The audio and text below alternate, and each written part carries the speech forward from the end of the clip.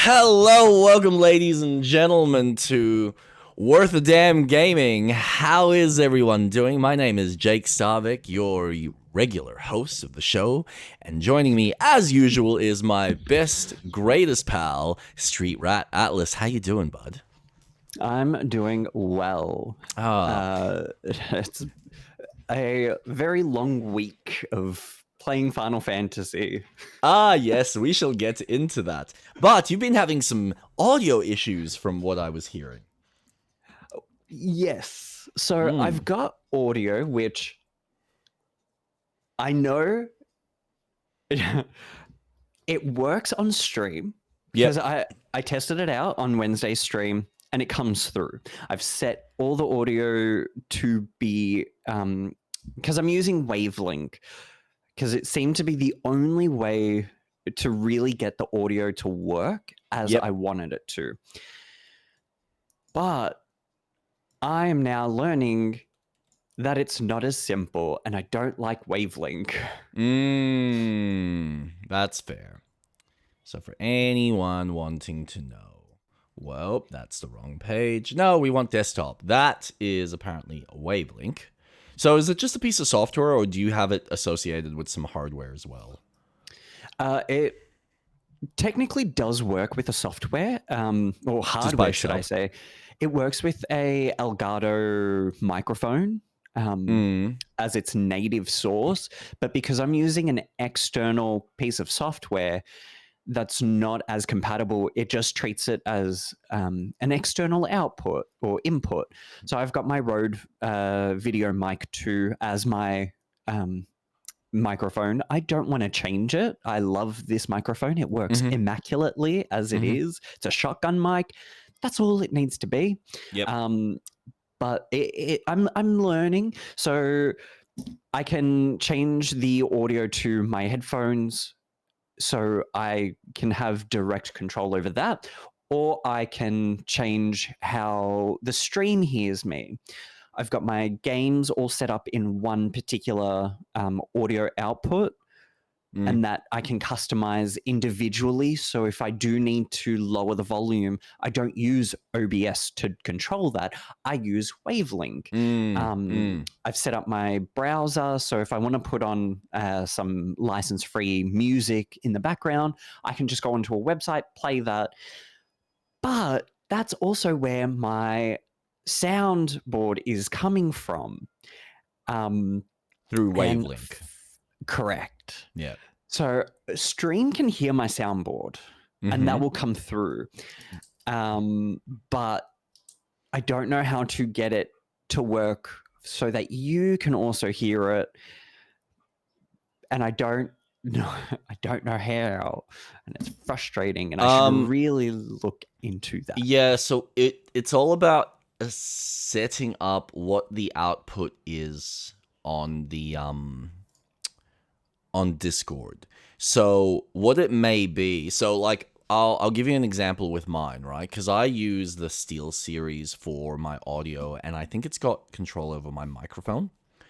And this took me a while to figure out because I had like no clue for a little bit what was going on when I specifically bought this headset. And then there were like other things as well that I've experienced as I've been stuffing around with this. But essentially with the Steel series, it's got in the sound settings, when I installed it, it comes up with all these different outputs for my audio, for where the actual audio is coming from.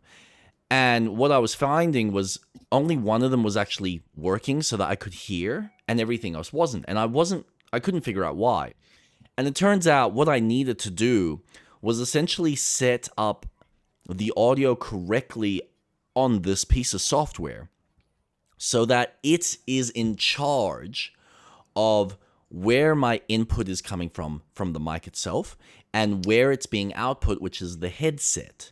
And you can customize this and then tweak what the sound is coming through from the input, and what the sounds, or how the presets are set up on the audio coming out into my ear. And then it's got one preset, which I then need to make sure Windows is always set up with, which is essentially the... what is it called? It's like it's the gaming audio, but it's essentially like the encompassing piece of software that is grabbing everything from SteelSeries and just going, this is what the input output is meant to be. And so what it may very well be is you might need to adjust what some of those inputs are that you've got control of. And so setting it up theoretically through the software so that it should have one output source that you then basically tell Discord, hey, anytime there's a sound that I'm creating, whether it's through the microphone or whether it's through the soundboard, it's coming out of this software or this device. Does that make sense? Or have I just blown your brain? Yes. So because I'm using the Stream Deck as the soundboard, I can choose my output. Virtual. So if I choose... Do you want me to jump on your stream? It comes through. So if I choose mic... StreetRat. No, Atlas. won't come through.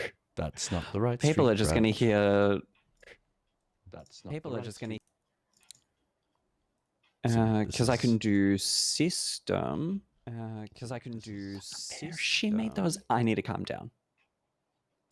Everything's fine. I'm an adult.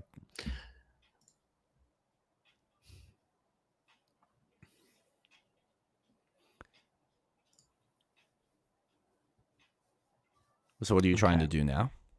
So if I set it to the browser, you'll be able to hear the sound. So I'm going to play a laugh from One Piece. Mm-hmm. So you heard that laugh. Mm-hmm. That laugh is set to an output called browser, which is the Elgato Virtual Audio. And that's set up in Wavelink as an output. Okay. My outputs at this current moment is a monitor mix of my headphones, because that's what I use primarily. And then it will automatically change if I put it to my speakers, if I'm not playing anything and I just want to listen through the speakers, or my stream mix, which it automatically picks up that it's OBS. And I can see the levels, the volume levels going as I'm talking, as I'm playing the soundboard, and I know that it plays. But for Discord to pick up that audio, I don't know how to get them married up. Yeah, that's interesting. It's almost like you need to treat it more like an input than an output. But yeah, I'm not too sure. How are you, Impulsive? Good morning, Impulsive. Oh boy, I can't wait until you hear my thoughts on Final Fantasy Rebirth. Well, let's get into it. So, what have you been playing? Oh, do we want to talk about that? Well, I mean, we always spend the first hour kind of chatting about the games we've been playing. So, would you like to start us off? Okay, let's start it off. I saw the credits. It is done. It's uninstalled. Yep. And I probably won't ever install it ever again. Fair enough. So let's get to my notes. I think the end of chapter 13 was really fun because the story started to really become that penultimate moment, and it's like, holy shit. Then chapter 14 really broke me story-wise. I thought it was really beautiful. Mm-hmm. So far it's looking good. Fuck itself. Oh, okay. All right. So we had an issue with the boss. So I've written quite a few notes. So the date that I had with Aerith in chapter 12, I now reflect on and go, you know what? I think it was worth it. Story-wise, I think the date with Aerith was probably maybe the right decision, even though my headcanon was for Tifa. But the game said, hey, you can choose who you want to go on a date with now and replay that chapter so you can experience the other characters. Wait, what? I love that. Yeah. Oh, really? The game lets you have that moment again and choose who you want to have a date with. You go in a menu, choose the character. So I can choose Tifa, go on a date with her and experience what it would be like with her, or choose Yuffie, or choose Barrett. It's awesome. I love it. Okay. The dungeon of chapter 13 was really intuitive. I thought that was really fun, because the team kind of has different experiences. Though the game tells you when you're going through the dungeon several hours prior, and then you experience a bit of a different side of the dungeon as you're getting to the moment of closer to the end. Yep.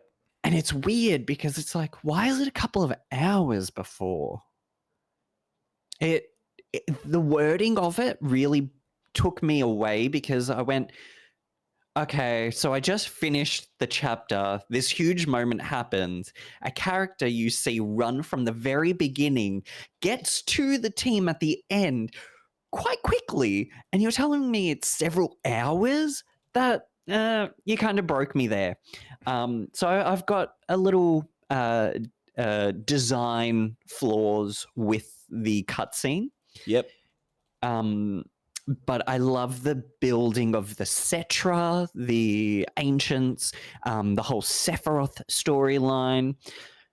And I forgot the ones from the Canyon, that race of people who made certain decisions to stop. I'm trying not to give too much away, because I think the story is really something you need to experience. Yeah, that's fair. Especially at the end, because all the lore points start to drop, and there's the whole storylines. And I say that plural because there are so many storylines happening. They kind of start to go, okay, well, we want to explain something a bit more so that when you play part 3, you kind of get this indication of what will happen. Mm-hmm. I understand why the first game's called Remake now. Yep. Even though it's meta, it's a remake of 7. In-game, there's another reason why it's called Remake. Okay. Hence why the second one's called Rebirth. I get it. Yeah. So I thought, fuck, that's clever wording. Especially with what the end result of what Sephiroth wants to achieve. Because we all know Sephiroth is the big bad. That hunky man is on a mission to fuck shit up. He actually has a funny thing that happens. So in one of the confrontations, there's a move called Remake, and it's like, oh, okay, okay, all right, I see what you're fucking doing here. Now, chapter 14 is the end. Mm-hmm. It's slow to begin with, because it's building up this whole moment with the live stream and your moments with characters, but it feels so weirdly paced.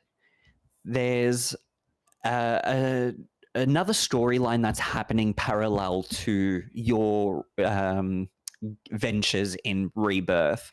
Mm-hmm.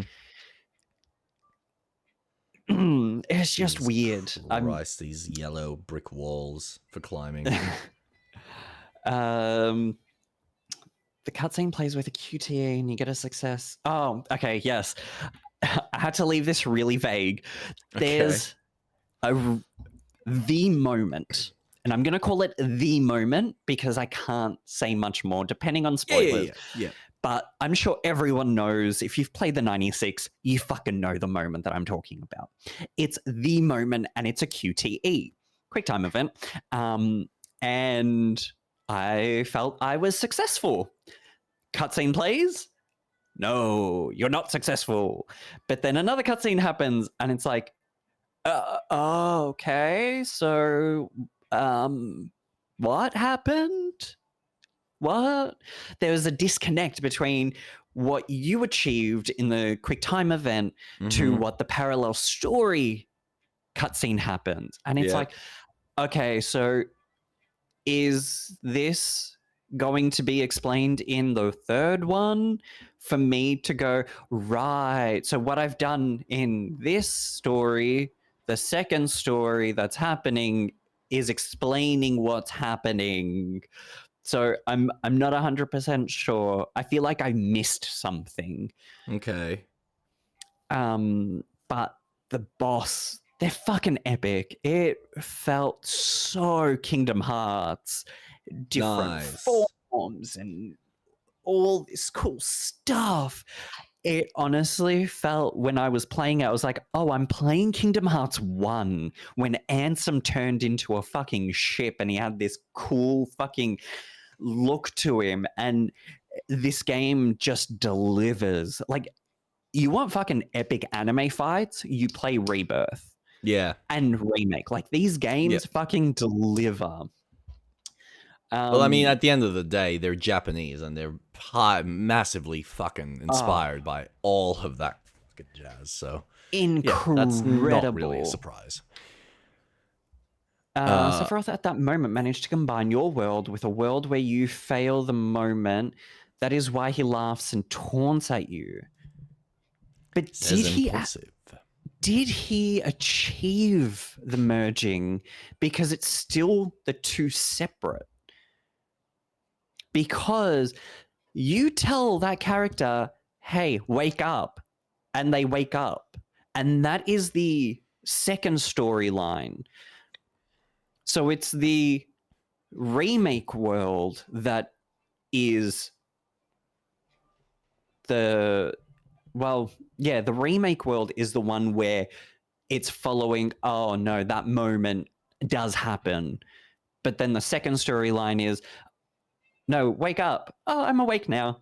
So it felt weird. And I guess every time...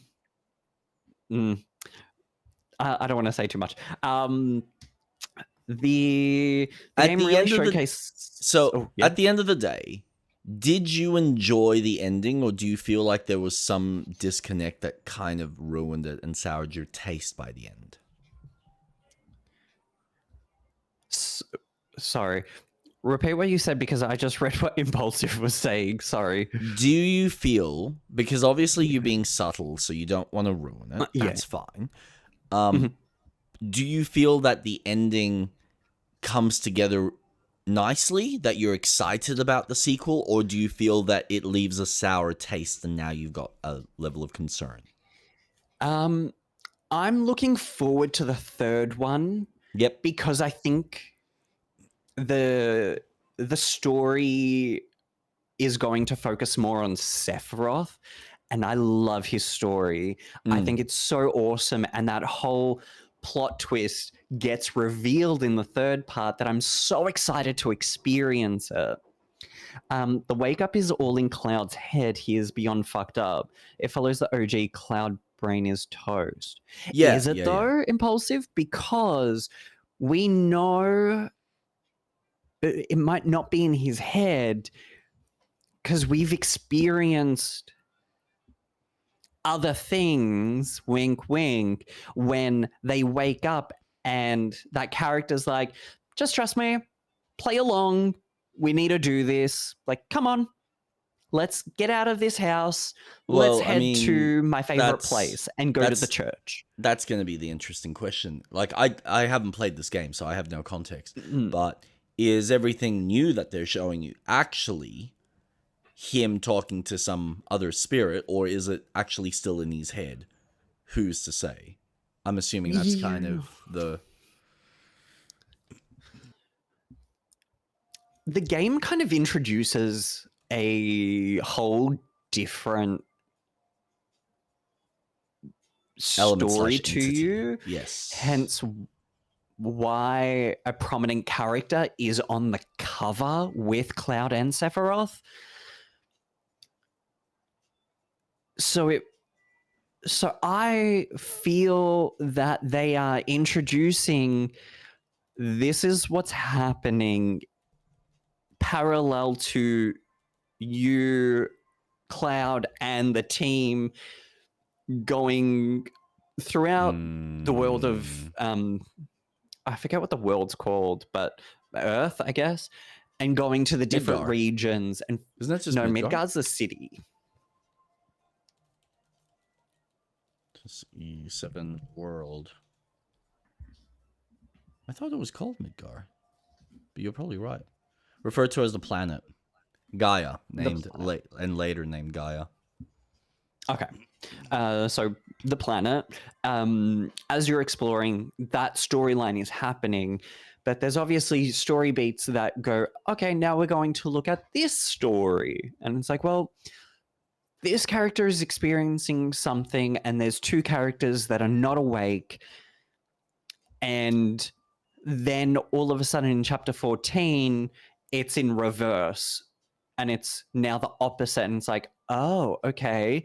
So you're telling me that this thing that's happening, when that moment happens, it's the second storyline. What we're getting is, right, okay, so it's not the prime story, it's the second, the alpha story and beta story. So the alpha story happens, QTE happens, and then the beta story happens, and then it's, oh, wake up. My interpretation of it was, okay, we've got this second story, which leads me to a point later on, is the third game, going to follow what was originally going to happen, because there is a potential that a character can return, or characters can return. And that's their introduction of, hey, this is happening. Here we can kind of bring in a story moment to perhaps merge them back into the story again. But I'm completely interpretation by what I experienced. Okay. I found the combat is still a little bit flawed, especially with that final fight. I fucking hate the ATB bars, and I almost quit the game, installed mods so I had infinite ATB so I could just fucking play the game. Yeah, fair but enough. I didn't. I stuck to my guns. You figured out the mechanics, or what you needed to do in that instance. I wish guarding would cancel the attack animation,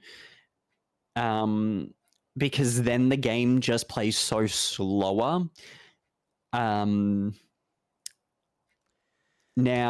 I have a thought leading into the third game. I don't know. They kept talking about Reunion. And I was like, okay, so maybe the third game will be called Reunion. But after finishing Final Fantasy VII Rebirth, I was like, I should really finish Crisis Core. I'm at the end. I'm in chapter 8. I need chapter 9, sorry. I should just finish it off. Crisis Core was re-released as Crisis Core Reunion. So theoretically, as a company, would you have two titles under the Final Fantasy series called Reunion? Or would you have the third part called Homecoming, which is what they kept fucking saying? It's a homecoming. It's a homecoming. And it's like, okay, I think they're going to break the rules of the R and call it Homecoming.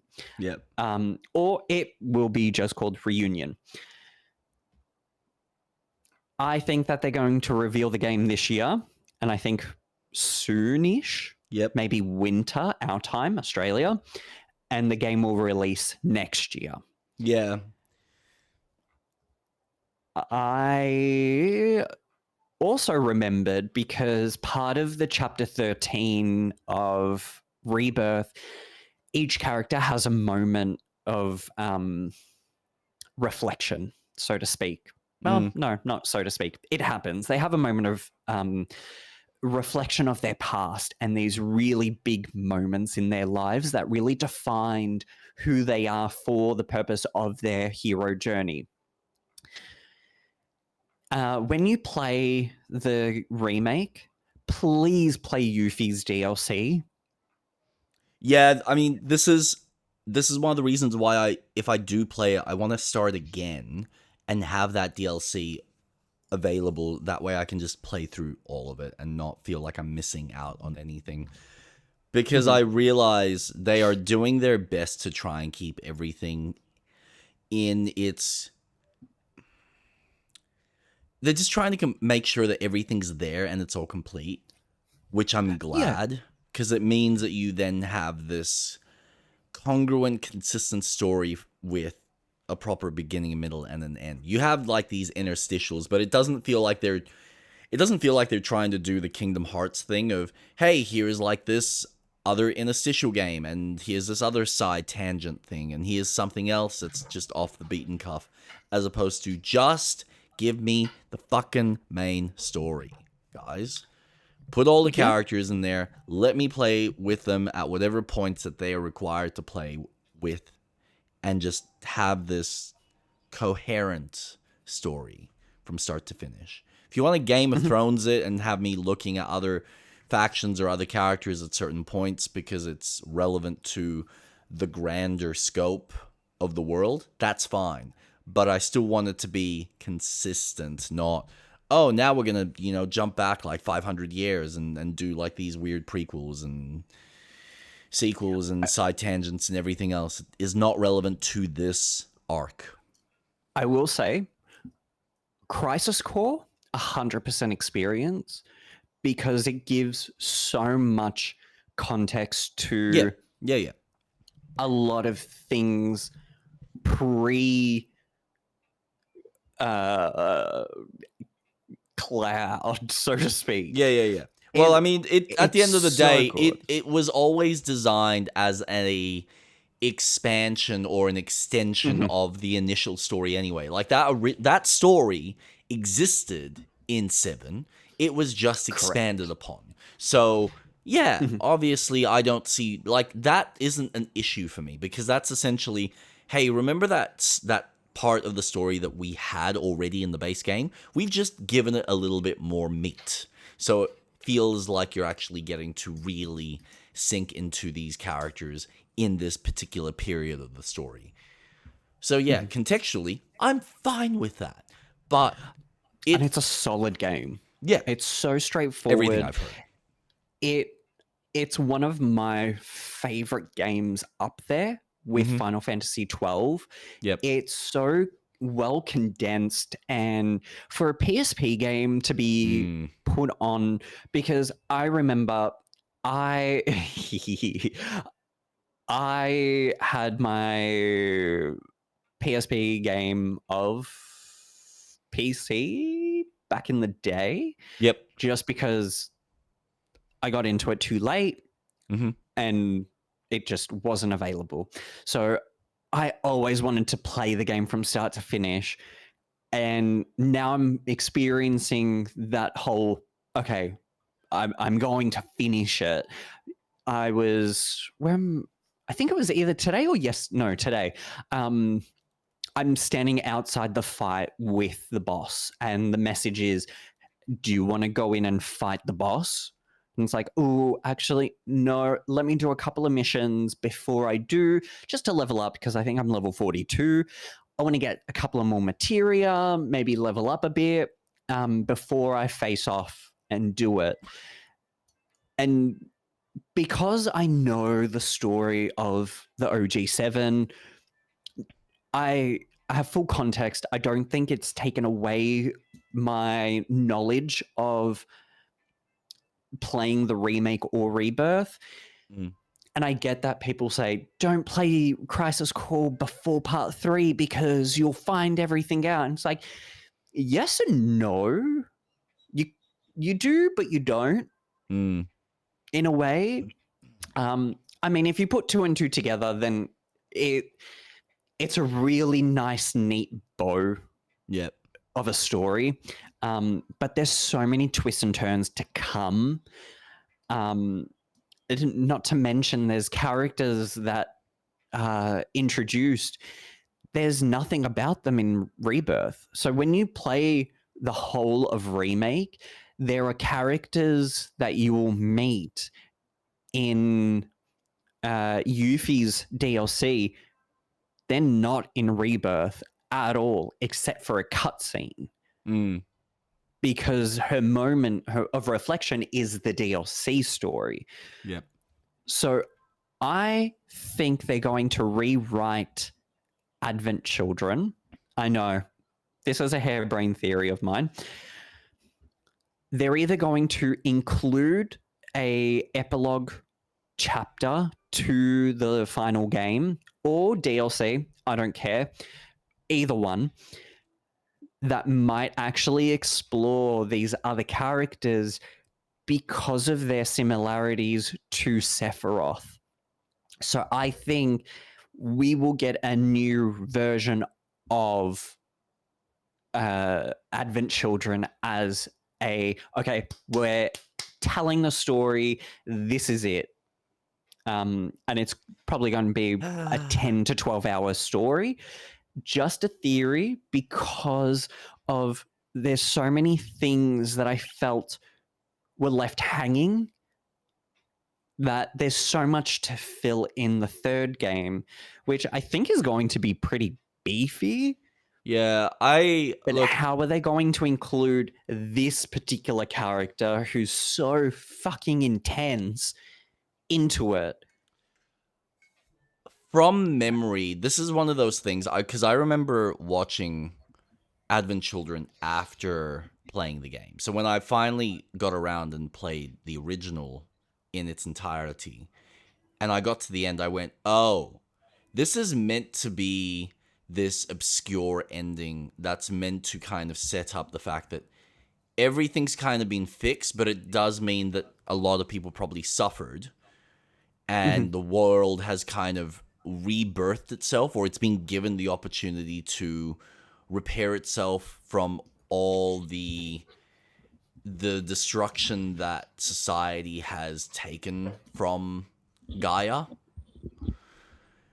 So I think the way it ends in the original game is perfectly fine, and I think it just really puts a nice bow tie on that whole thing of industrialism now being destroyed and the earth just healing itself. Like it just it ties itself back perfectly. How they choose to end it and how they choose to kind of close the book in the third game is yet to be determined.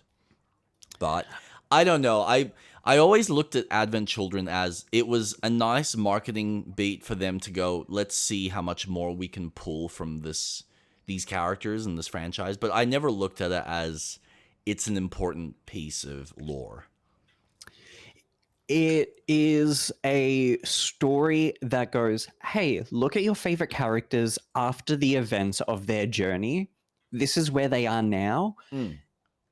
And the final remnants of fuck it. Because can I talk about Advent Children? Can I talk about the story of Advent Children? We'll leave it for now. Let's just keep it to gaming for the time being. I think that story would work well as an epilogue because of, it's several years after the events of them saving the world. And it's a nice way of going, okay, the characters, this is what's happening. And hey, there is another threat that is occurring. And I think it is a good way and a good excuse to go, do you want a way to just say farewell to everyone? This is it. Yeah, maybe. Although I if they do it right in the third game, then you won't even need that. So it just I think at the end of the day, it comes down to whether Square Enix feels that there's more money to be made from this franchise. Because at the end of the day, that's what it comes down to. If Square Enix is not making the money off of this, they're happily funding this to complete it for the fans and for their current audience. But they probably look at what they've made from these last two games and gone, yeah, it's made money, but has it really made as much money as we hoped? Probably not. Maybe this franchise has, had its time and it's really only serving an old audience. That's why I think that they're going to rewrite Advent Children into the new remake style and include it into the story. Because Advent Children deeply follows an original 7 storyline, whereas Remake and Rebirth are following a very different storyline. So that's why I think they will include a version of Advent Children into their game, either as maybe it's mixed in, maybe it's at the end, maybe it is DLC. I'm not sure, but I truly think that there is room for them to expand the final extra chapter. It might be a simulation that Chadley does, or it could very well be a $40 expansion to the game, and you get 12 hours of, hey, we're going to give you this, explore Midgar, maybe go to other areas, here's a bike section, here's some really fucking cool bosses. Treat it as a Liza P. Overture, Bloodborne, the Old Hunters DLC. Treat it as a way of, do you want something extra to maybe add in a bit more challenge to the players for everything you've built up? Or is it integrated into the game itself? I'm a big fan of Advent Children. I thought it was a beautiful story of this is what happens and what they're dealing with, because not only have they won, it's also grief that they're dealing with and how the world is dealing with grief for everything that they've lost, especially with Shinra and how you said defeating the industrialism of the world. Because it's scary to think Final Fantasy VII, when it came out, looked at a lot of what's happening in our day-to-day now, how a lot of industries are destroying the planet for resources and trying to pump out all these things that we need for consumerism that we don't really need, but we're being fed so much of it. And I think the game would be a nice treat to have as, okay, we're going to finish the story as this. Yep. And this is only because of just the character that was in Yuffie's DLC. Because there's nothing at all about them throughout the entire game of Rebirth, which is fucking wild. So they're either saving this character for the third one. Yep. Or no, we're going to do something extra and we're going to push it and rewrite the storyline that already exists, but match it to this story we're telling. The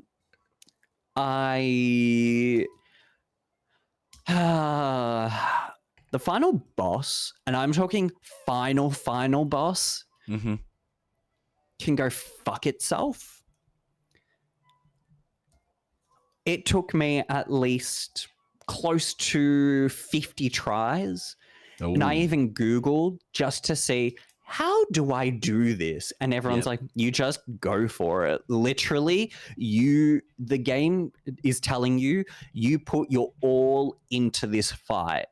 And I'm like, but I don't know how to do all of that. When do I do these things? And when I finally did it, so this boss has several moves. One that lowers your HP to 1. Oh, oh god, I hated Yeah. those. Yep. Yeah, well, be prepared. And a move that is completely AoE. The field's all fucked up, and you have to move because they're doing this rotating move, and you can't stop. You can't stand still because you will get attacked. And if you don't stop the boss from completing their attack, it's a complete wipeout. Yep. And every time I got to that moment, I just didn't know how to stop the character. Turns out, no, you know what? You can figure it out yourself. I ended up finishing it, and I felt so unsatisfied with that fight that when I watched the cutscene, I was like, this better be fucking worth it.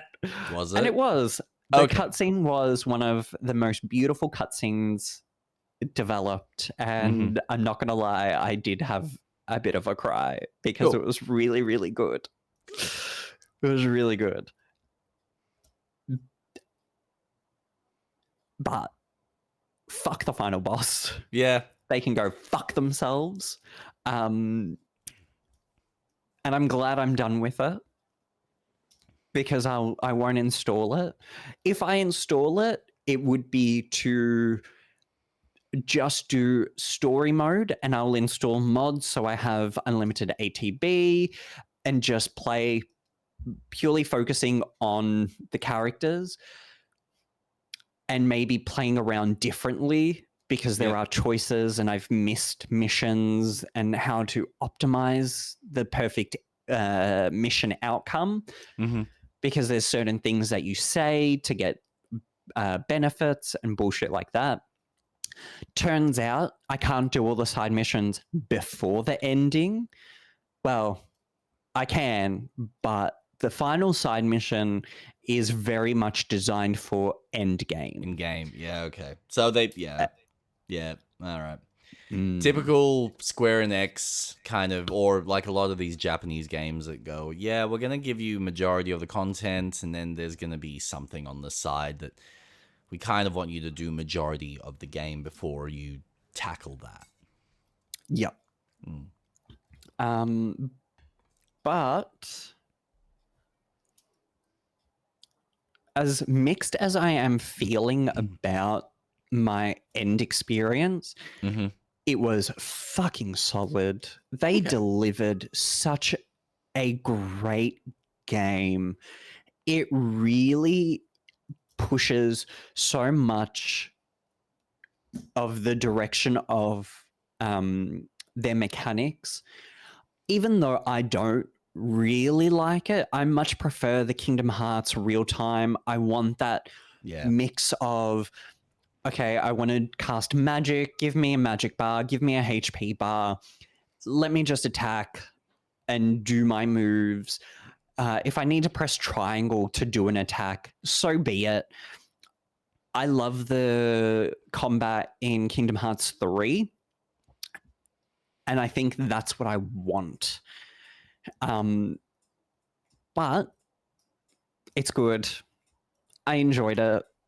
I thought they delivered a cinematic masterpiece of a game that hooks you with their story, because I'm going down a rabbit hole of, okay, so this is happening.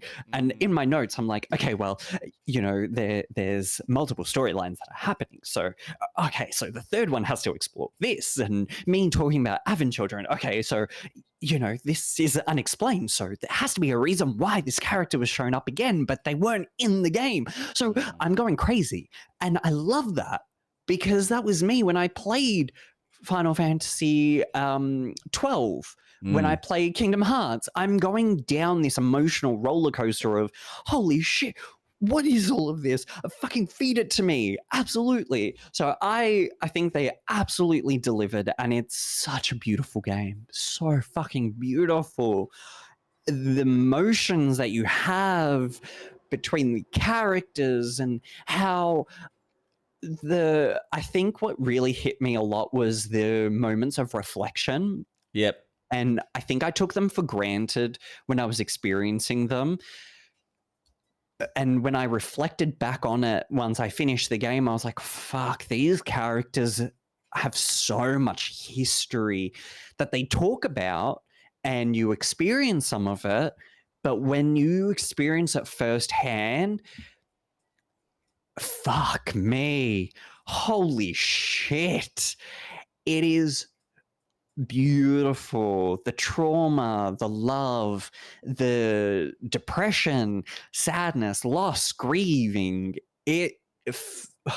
Incredible. The story team nailed it. Absolutely. Good. And now that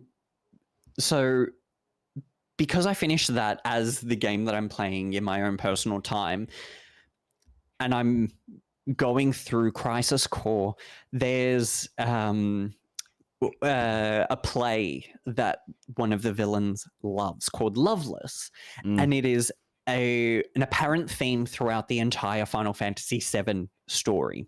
In the world, in the city of Midgar, they talk about Loveless, and when you go to the Flying Saucer, they do a play on Loveless, and you see it firsthand. When you're playing Crisis Core, there's the character who recites so many of the tales of this. And when you just see it and you're getting context in Crisis Core of the push, it's just, oh my God, this world, it is, in my opinion, 7 has one of the most fleshed out world building stories. It is incredible. And it's scary because it is a game that feels very real when you're looking at a company like Shinra and how they're industrializing so much of the world and destroying the world. You know, we've got mining companies that are destroying the planet, getting coal. In Australia, the Great Barrier Reef is going to be extinct, one of the most natural resources of the ocean. It's scary. It's very reflective from that perspective. Very. Yeah. You've got AI centers that drain so much resources, like all the AI data centers. And then when you finish Rebirth, and it's like, holy shit, we need Avalanche. We need them, which we kind of do. But not to get too political, it's just so wonderful. And I almost feel like I am doing something because it's such a fun game. So that's me with Rebirth. I'm looking forward to the release of the third one. Yep. Am I going to get it day one? At this moment, I need to see. No, you'll buy day one. I mean, granted, they are releasing it multi-platform from day one. So that to me is a higher reason to get it on day one.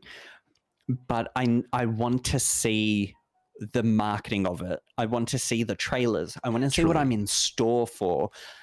Because there's always a risk that the game won't deliver. Yeah. 100%. Look, personally, considering how much time and effort has been spent on this, I doubt that they're going to not stick the landing. Whether it's sufficiently sticks the landing for people in the back of their minds where they feel like the whole, like the ending actually is really kind of what people wanted. But at the end of the day, as long as the journey there was enjoyable and you enjoyed the overall experience of the game, I think it's done what it's needed to. The real question is going to be how fleshed out is the new game. So that's really all we need to see. Because I didn't think the third part of the game was as big. So my main concern was if they have made the first game of Remake a 40 to 50 hour experience for what was 3 hours in the original. I was under the impression that the final part of the game was similar, that it was quite short. how much are we going to experience and what are they going to fill it with? So I'm curious. Very that's curious. To be determined. But I'm glad that I'm done with it. I think I need a break from that game because I did want to finish the side mission, but after that final boss and watching the cutscene, I was like, I'm good. I'm done. Uninstall. If I want to come back to it at a later date, I will. Let's do Crisis Core because that game feels a lot more arcadey, and finish that. Yep. But I'm also playing Dave the Diver. Oh, man, that's out of left field. How's that? Oh, so much fun. My sushi shop is thriving. Have you got all the DLC with it, or is it just the base game? DLC is free. Oh, nice. So, yes. All right, cool. Except for one. Sorry, I lie. There's one DLC that you have to pay for, and that's the Yakuza crossover. I didn't buy that. But the other two are completely free, and I was like, well, fuck it. Of course I'm going to get it. Nice. So Godzilla and something else. But I haven't... Nothing has come up regarding those DLCs. And I'm up to chapter 5. Okay. So I'm getting a lot more into the big story crux of what's happening in the world. Yep. And it's been quite enjoyable. Really enjoyable. Okay. Nice. Introduced a few mechanics that I was surprised about, and I was concerned when they did, because there's certain creatures in the deep that you can't do anything to, and you have to either hide or try and swim away. So they're obstacles. Correct. Yep. And I'm surprisingly really enjoying those moments now, because it's just changing the atmosphere to, oh, now it's a bit more horror focused, and I really need to pay attention to where they're swimming to and how I need to get to point A to point B and how I need to solve this puzzle, because this creature is swimming through the puzzle, and that in itself is a puzzle. So it's really fun. I'm really enjoying it. Okay. So that's been like one of my other side games that I'm playing. This is actually the first time I'm watching this game played. So yeah, I didn't realize how this operated. This looks alright. I can see why this is appealing. Fucking man, trying to get some of the small fish, that looks really hard.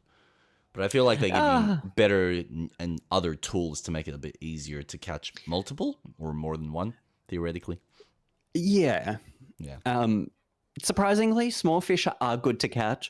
I no longer need to catch small fish. I'm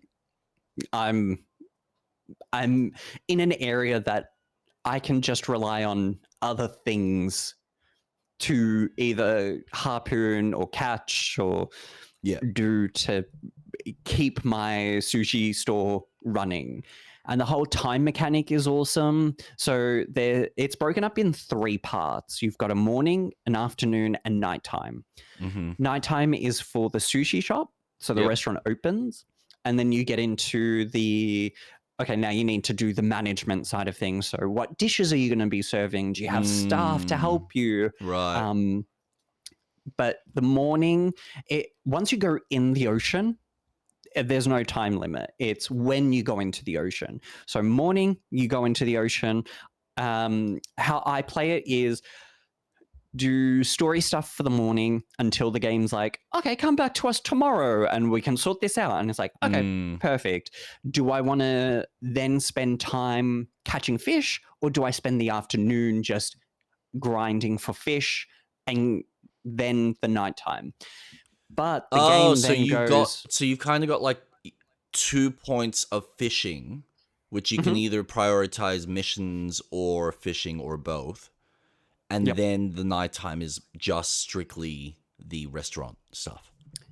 Yes. Okay. Until the game goes, you can chew up a quarter of the nighttime to go night fishing and find nocturnal specific fish. So then do you want to risk not getting as much income for the restaurant to go fishing at night to Yeah, to catch get only better. nocturnal Yeah. and rare kind of fish. So I'm loving it. I was actually recommended by Ella to play it because it's one of her favorite games, and I was like, "Oh fuck yeah, I'm gonna try it. If you Yep. love this game, let me try it out." Because she loves Baldur's Gate 3, and that's one of the big reasons why I wanted to play it, especially with you, because her affection towards the game, I was like, "Fuck yeah, you know what you're experiencing, I want to see if I can experience that as well. And we can talk about it and shit." And she has been helping me with Baldur's Gate, and she's also been helping me with Dave the Diver as well. Yeah. So it's been really fun. And that has been a lot of like my chill time playing.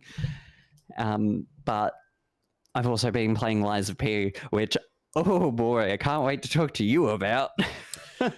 We can leave that for a little later if you want. I am going through it.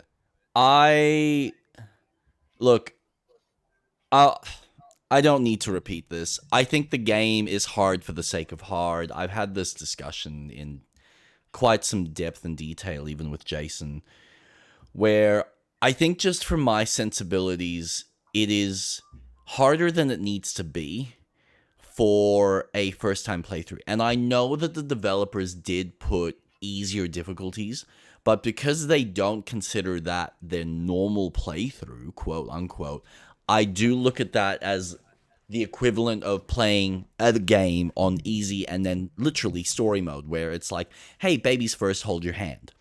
As opposed to what I'm playing, I feel like is more, here's the hard difficulty, but it fluctuates. And I think this is what drives me nuts, because the main enemies that I'm dealing with are usually fine. I can get through them.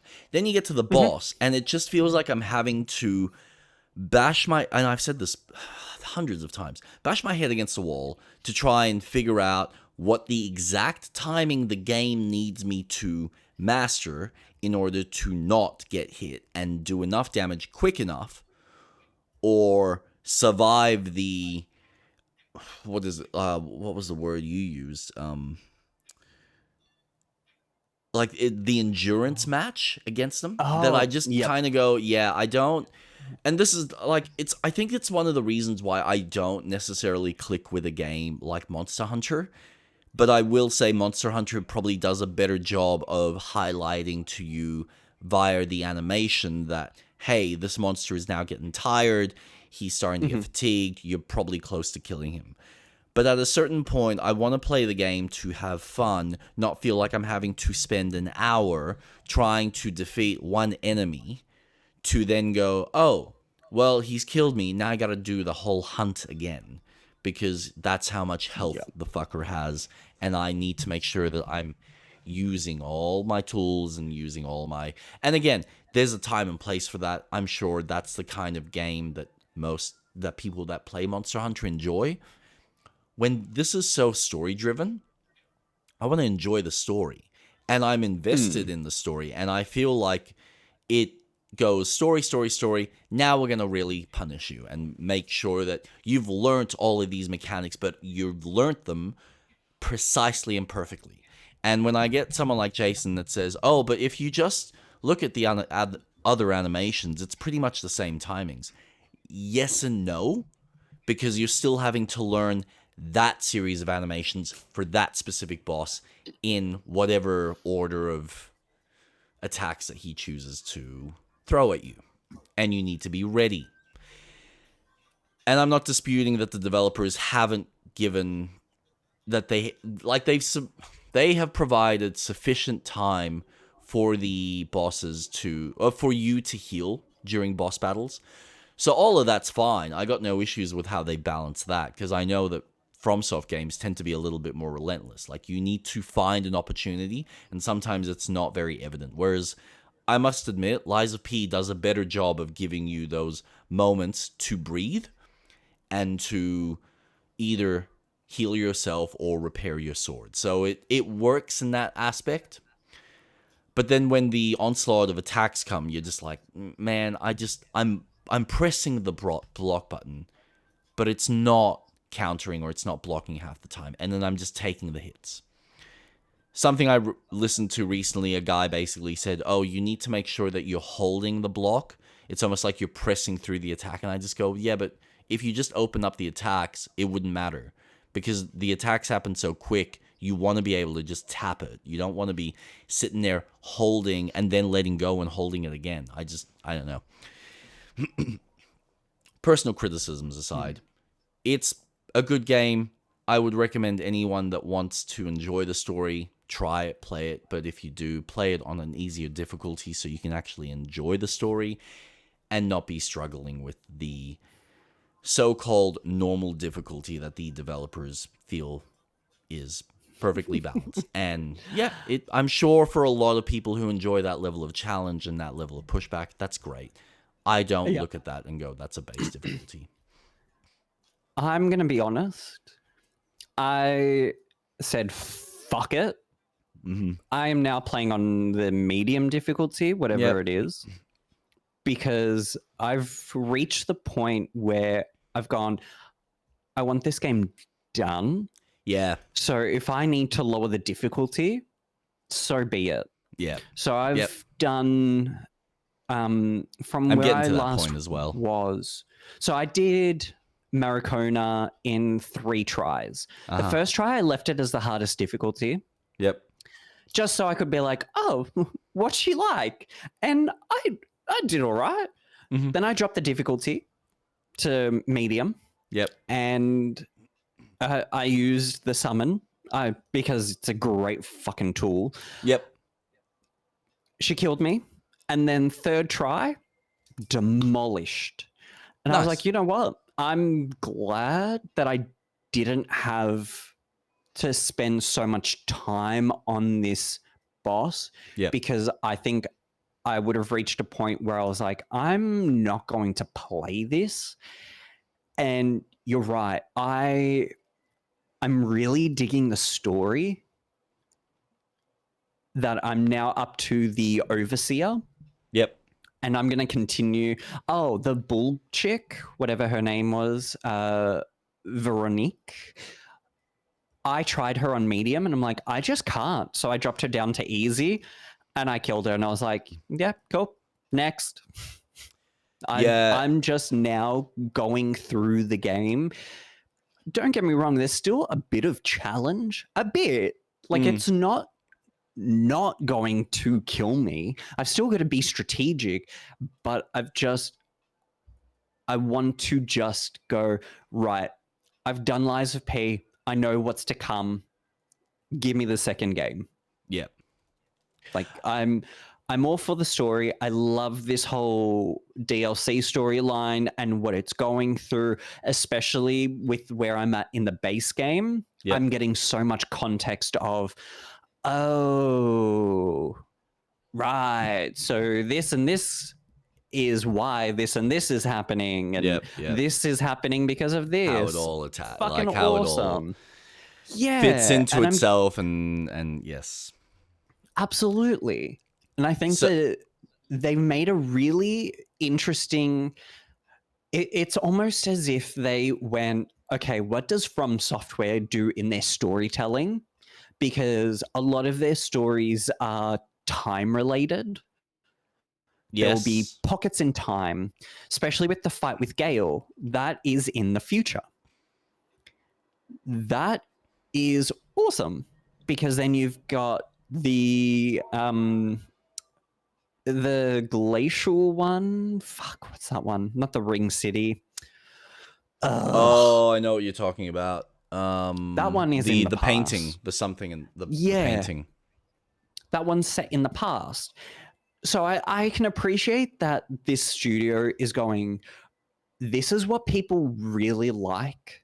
And this gives us a good excuse to go, let's delve into clearing the story up and go, story A, B, and C is now explored in the DLC. And I've got full context of why things are happening the way they are.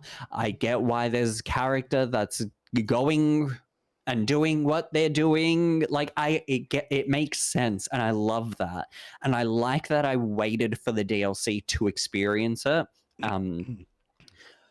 So then I don't have to play the whole game again just to get to that point, because I can assure you I wouldn't have lasted.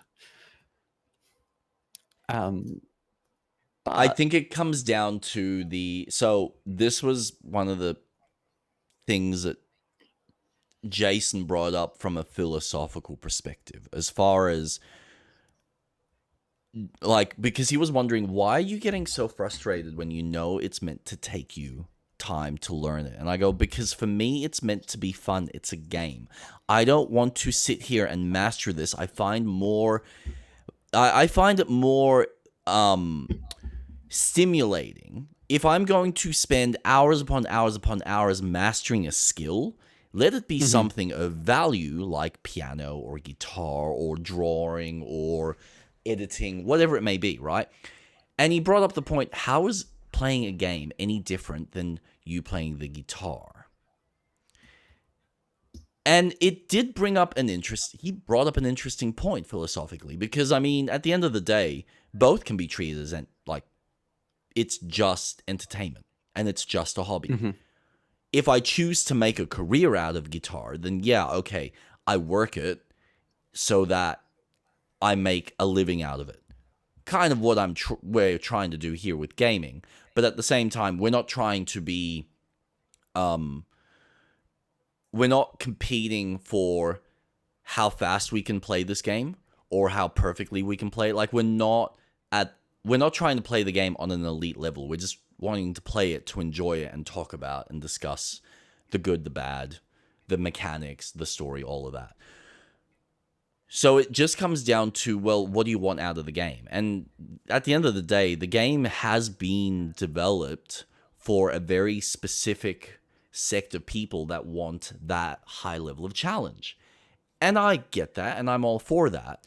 And I recognize that the developers have put in the difficulty options or the sliders in order to make it more manageable. And maybe I do feel a sense of entitlement that tells me that, well, as a base level of difficulty, why is this not as, I don't want to say better balanced, but just a little bit more forgiving than something like a Sekiro or most of the Souls games? And it's because, well, that's what they chose to design. So it is a simple case of, all right, I don't agree with it for me. Does it make it a bad game? Not necessarily. It depends what you want out of it. But I can acknowledge and recognize that, all right, the developers have done a good job of providing other options to make it easier. I just feel like maybe the wording could be changed so that this should technically be the harder difficulty, and the other ones, medium easy. Yep. But that's my opinion. Everyone's going to have their own, and that's fine.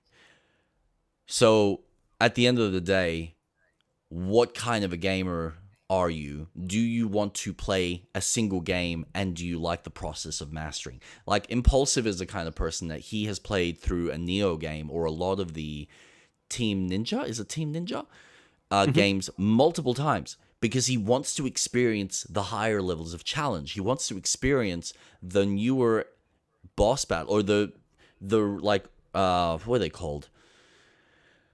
Like the remakes of the bosses, where they add a few extra moves and they give him more health and they give him extra little flares and things that surprise you. Yep. So if you enjoy that process, you're going to play it. Just like there are people that love playing Overwatch or love playing Destiny for its very specific kind of core mechanics.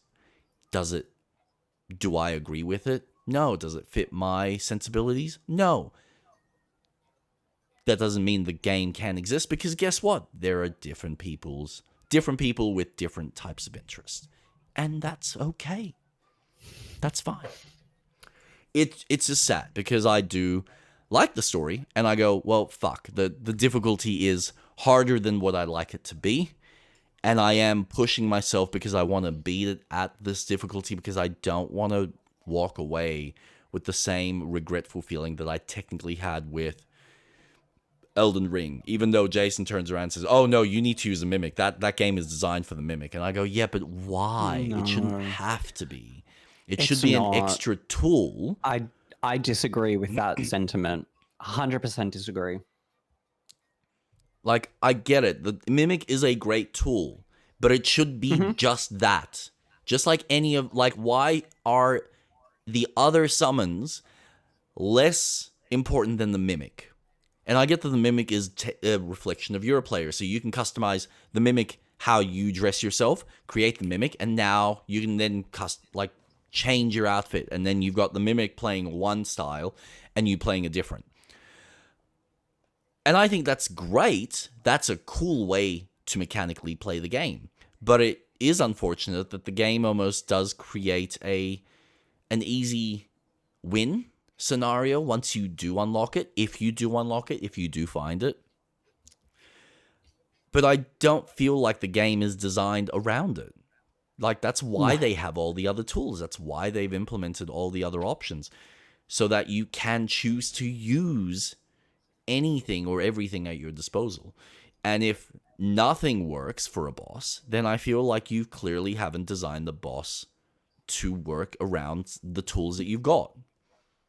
That's always my issue. Everything comes back to, if you're providing me with various attacks, various weapons, various elemental damage, and then you're giving me a boss battle that has no weaknesses whatsoever and is just tanky and hits like a truck, why am I playing it? Like, because it's challenging. Yeah, but then what's the point of all these mechanics and all these tools that you're giving me?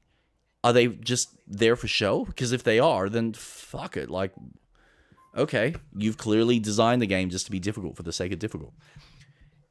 And clearly people enjoy that. I just kind of look at the tools and I go, does it actually get utilized correctly in the game? Yes or no? And that's really like what it comes down to. If all the tools are being utilized correctly, if all the tools are there and have some usefulness at one point or another, you're doing a good job. I think that's why I enjoyed Sekiro so much, because it simplified it to one weapon and a bunch of tools, and you could easily distinguish and figure out exactly which tools were best suited for what boss battles or what encounters. And it just worked. So some worked better than others, but they all had some level of viability in certain encounters. That is interesting because Sekiro only has the one weapon. Yep. There's nothing else. So that game is developed from start to finish as this is the only thing that you will attack with as your main hand. Yep. And you're right, there's tools and you can distinguish with your enemy type of, okay, this is going to work best in this situation. But when you do get games that give you so much, and I agree with you on enemies that feel tanky for the sake of feeling tanky and having no weaknesses to anything. If I go into, say, I think it's Elden Ring, there is a boss that has no weaknesses. Then what's the point of having 100 of this item that I've picked up and I'm saving for a boss fight if it's not needed? Yep. Let me use them. Let them have an effect on the enemy. Yeah. But then you do have the use of, well, you can have a summon, or you could have a friend come in and help you. It's, this is always going to be the problem, especially with an RPG like Elden Ring. And even this, where your items, for the sake of damage output, your items are linked to not a skill, an attribute that you need to level up. So if you don't level up that attribute, you're only going to do a portion of the damage. This is to my knowledge. I could be wrong. Maybe there's no association with any attribute for specific items.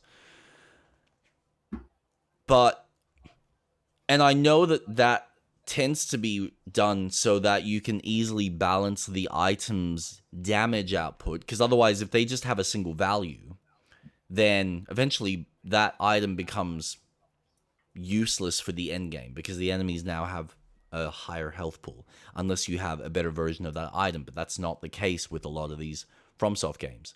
You usually have one flame bottle, and that's it. Or like a Molotov cocktail, whatever you want to call it. That type of item. And that's the only one of that item there is. There isn't like a better version per se. It's just you might have a slightly weaker one, and this one does a wider area of damage. I don't know. It's... I do sometimes wonder with the amount... And Elden Ring is really, unfortunately, just plagued with it. It's got so many weapons and so many tools that so much of it does just feel like, is it really worth it in the end? Like, it's cool. I think it's great. But now it's like Pokemon. Because now the amount of Pokemon that you're collecting, how does it make the battles and the combat scenarios any more unique? So then what's the point of having 700 or 900 or 2,000 Pokemon if realistically you only need 100 with various types to really refine the mechanics? But that goes into a very different game design philosophy. And I think that really gets into more of the feature creep. And I think the way some of these games are designed where, we're going to give you a endurance test with the boss, feels like it's more rooted in your MMOs where, hey, you're going to do an instance, you're going to do this dungeon, you're going to get to this boss, and it's going to be 60 of you, or like 10 or 20 of you fighting this boss, and you're just going to watch the health chip away while you're pressing 1, 2, 5, 7, 1, 2, 5, 7 in a very specific order based on what your class is and at what point you need to use that specific skill in order to maximize damage output or healing capability or buffs, whatever it may be, or aggro. It's got a place. I just don't know whether these Souls games are just nailing it, and it feels like it's more for the sake of more at a certain point. Before we start Baldur's Gate, I'll go through the 2 games that I've been playing. Yep. I started Styx 2. What is that called? Ooh. Not Master Blades of of the Shadow? Yeah, Blades of the Shadows. Started that. I'm a couple of hours in. It's really good. You can tell instantly that the improvements mechanically and the visual art style and the presentation for the story have just taken it up like times 5. So you instantly know exactly who you are, what your motivation is, what you're doing, where you're going, where you are at any given stage. The levels are far more varied. So you have, so far anyway, but you have like, you might be in like a suburban kind of area like the slums. And then all of a sudden you're trying to sneak around in this airship in the sky. And then attach this small airship to another airship. So now you're climbing on the rope to get to the other bigger one in order to get the item that you need. And then all of a sudden you're trying to infiltrate this elven base that's on the side of a cliff in order to get one character into these accords. So far it's really cool. It has a lot more choices in which areas you can go and how you can explore. There's a few more extra points of contact that you can kind of climb up and reach and grab and things you can interact with. For instance, like I said, ropes are a new thing that you can attach yourself to, climb up or slide down. You've got ropes that you can swing on, which is also cool. The ability to jump off an edge and then grapple on, so kind of do like the Tomb Raider 180 and grab onto the ledge. You've got that as an actual ability this time, which is nice. Ah, fuck yeah. So all the platforming has been refined. All the stealth mechanics have been refined and have given you more opportunities. There's a bit more kind of inside, like indoor and outdoor, so you can jump on roofs as well as go through houses. They've taken out the lock picking, and not that they've taken it out, it's there, but they've used the same mechanic that Last of Us had, where you actually, so you've got a crafting system now. So you're going around and you're finding items so that you can craft the tools that you need, whether it's the potions you need to make, whether it's the knives you need to make to throw, whether it's like your various tools for like acid burning, or in this case, a lockpick, which I haven't unlocked yet. So that's a skill that you can unlock later. And then, of course, you've got the regular ability to use your little summons that you can copy yourself and use the copies to go around and create mischief. But there's a few extra abilities linked in with them so that if you die, so if you create a clone of yourself and you leave the clone out, if you die as the main Styx, you actually get reverted into the clone. So you've got those kind of survival capabilities in this game. So like I said, better presentation, better game overall, better kind of experience, which now going through it, even a little bit, I'm saddened to say that this third game that just came out recently, that's been getting pretty decent reviews for the most part, doesn't have co-op. Yeah. I thought it did. Number 2 does, so you nailed that. But number 3, they haven't implemented it. Now, unless it's something they might consider later on, but so far, from what I've been reading, they've cut that feature out, which is kind of a shame. Because it seems like it's building up kind of an ensemble of characters, and it's weird that they're choosing to just make, like, I get it, they want to focus on the stealth aspect, but it is funny that they're just focused on this one character, when it feels like they've got a few others that they could play with, and you could have a really fun, if they could figure it out, a dungeon, like a D&D style third-person action game that you can play as either the little goblin that can get into places, like really tight places, or play as a human, or play as an elf, or like whatever it may be. So if they can figure that out as a game design and make a 4-player co-op of some sort and still have this level of flexibility and this play with the environment, that would be fucking sweet. But how that would look, how they would figure that out, who the fuck knows? So playing that. And then the only other game, obviously, I'm going through is Kingdom Come Deliverance, which I have finally gotten to the end game part or section of it. So I am on the route to finishing the main quest. And from what I've read, I've essentially need to start one quest that I'm up to in order to then start escalating it to the end game, which I'm going to leave that for now. I'm going to kind of get back on that, but there's a few side quests that I do want to finish off. I did have a game-breaking bug, unfortunately, that has soured my experience. And it's one that was very frustrating because it was during a mission that I thought mechanically and story-wise and design-wise, I think was really fucking cool. And it's sad that I wasn't able to experience it the way I wanted, the way they had intended it to be designed. So all it basically is, so the main thrust of the story is you're trying to uncover these counterfeit coins that are being made, and you're trying to figure out why they're being made and for what purpose. And it's all leading towards figuring out that these coins have been made specifically to pay for an army that are amassing in order to go and attack one of the other fortifications. So you are needing to obviously get into loops with this whole faction, but in order to do that, you're kind of following the path of where these coins are coming from. So you find out where the coins are coming from and who's been making them, but now you are needing to figure out who's kind of set up the whole business.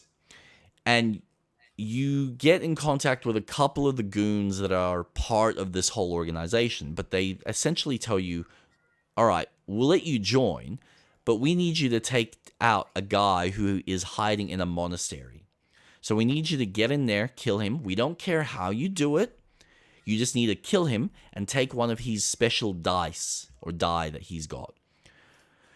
And you got 2 very specific ways you can do this with some variation. But you can either break in the cover of night, kill the guy, run out, take the die, obviously, and then go to the meeting spot and just finish the mission. Or the way it's meant to be played, which is the more convenient, there's less resistance because you're not dealing with lockpicking, you're not dealing with being caught in the cover of night kind of thing. So the way you're meant to do it is you're meant to essentially go in as a priest, as a monk, but in order to become a monk, you need to get paperwork from another kid that's about to go in because you need to essentially be approved by someone else that you are wanting to become a monk. So you need to take paperwork from another kid, which you do that by helping out his little quest line. Once you get the paperwork, you hand that in to, the main monk, and he's like, all right, cool. You need to put all your gear away in the safety box. You need to give up all your lively possessions, and now you're going to start the monkhood. And so you go through the ceremony, you get given the white robes, you have nothing on your inventory, so all my peach snaps, my saving capabilities, my items, my gold, nothing. I've got nothing at all. Oh, shit. That way, the way it's intended is you're meant to be in this monastery, you're meant to figure out who this guy is, because you know his proper name, but you don't know specifically who he is. So you need to uncover who he is, and then choose to either kill him, or figure out a way to make it look like he's being killed in order to get in with the game and then escape from the monastery. The problem was that when I was going through with this monk that was like, he was guiding me, and he's like, all right, I'm going to give you the tour of the whole church or the whole monastery. So you give me the tour. Once I finish the tour, I encounter what I forgot, they're called Sicars or something. They're essentially like the guards in the monastery, and if they catch you doing anything, they punish you. And for whatever reason, the game was picking up that I had some sort of weapon on my purse, and so every time I'd walk outside after doing that little tutorial section of the monastery, he would just instantly say, "Oi, you've got a knife? Get the hell out of here." And then I would fail that whole quest line, which meant the only other way I could do it was to kill the guy. And it didn't matter what I did, restarting the game, restarting a different save file. For whatever reason, I've got something, probably a quest item, that I cannot remove from my purse, because for some reason the quest items you can't move. You can't sell, which I get, you can't sell them. That's fine. But let me move it into like an inventory or something, just so it's not on me. But for whatever reason, the game was picking up that I had something on my purse and was flagging me as, no, I'm a danger. And so I couldn't do the quest. Now I figured out, because I'd repeated that section and playing with the dialogue, I figured out that the guy that was taking me through the monastery at the beginning was the guy I needed to kill. So I kind of worked out in an ironic way, which meant I could have instantly started the optional thing of I could either kill him then and there, or because you literally just confront the guy. You're like, I know it's you. So just be upfront. Okay, so then you can choose to kill him, or you can choose to go, well, let's see if we don't have to kill you, and then we need to figure out a plan to make it look like you get killed. So then the quest structure is set up so that you need to go to one of the other monks right on the, because they've got like every week, or sorry, every day they've got a series of requests that they pick up from the main town. So you can forge blood as one of the items on the list for the kitchen, so that that comes in the morning and you quickly grab it without anyone seeing, right? So that's like one of the items you need. There's a key you need to get so that you can find a way out of the actual monastery, because you're in complete lockdown in this area, or you need to lockpick your way out, either way, and then you need to grab something else. So you've got like these specific objectives in order to plan out your escape with this guy, make it look like he's died, and then he escapes and you have proof that you've killed him. Awesome. I can't experience it. I cannot experience that quest. And you know the real fun part about that quest? While you're trying to do stuff in the monastery, you have a book that tells you from the start of the morning, from like 6 a.m.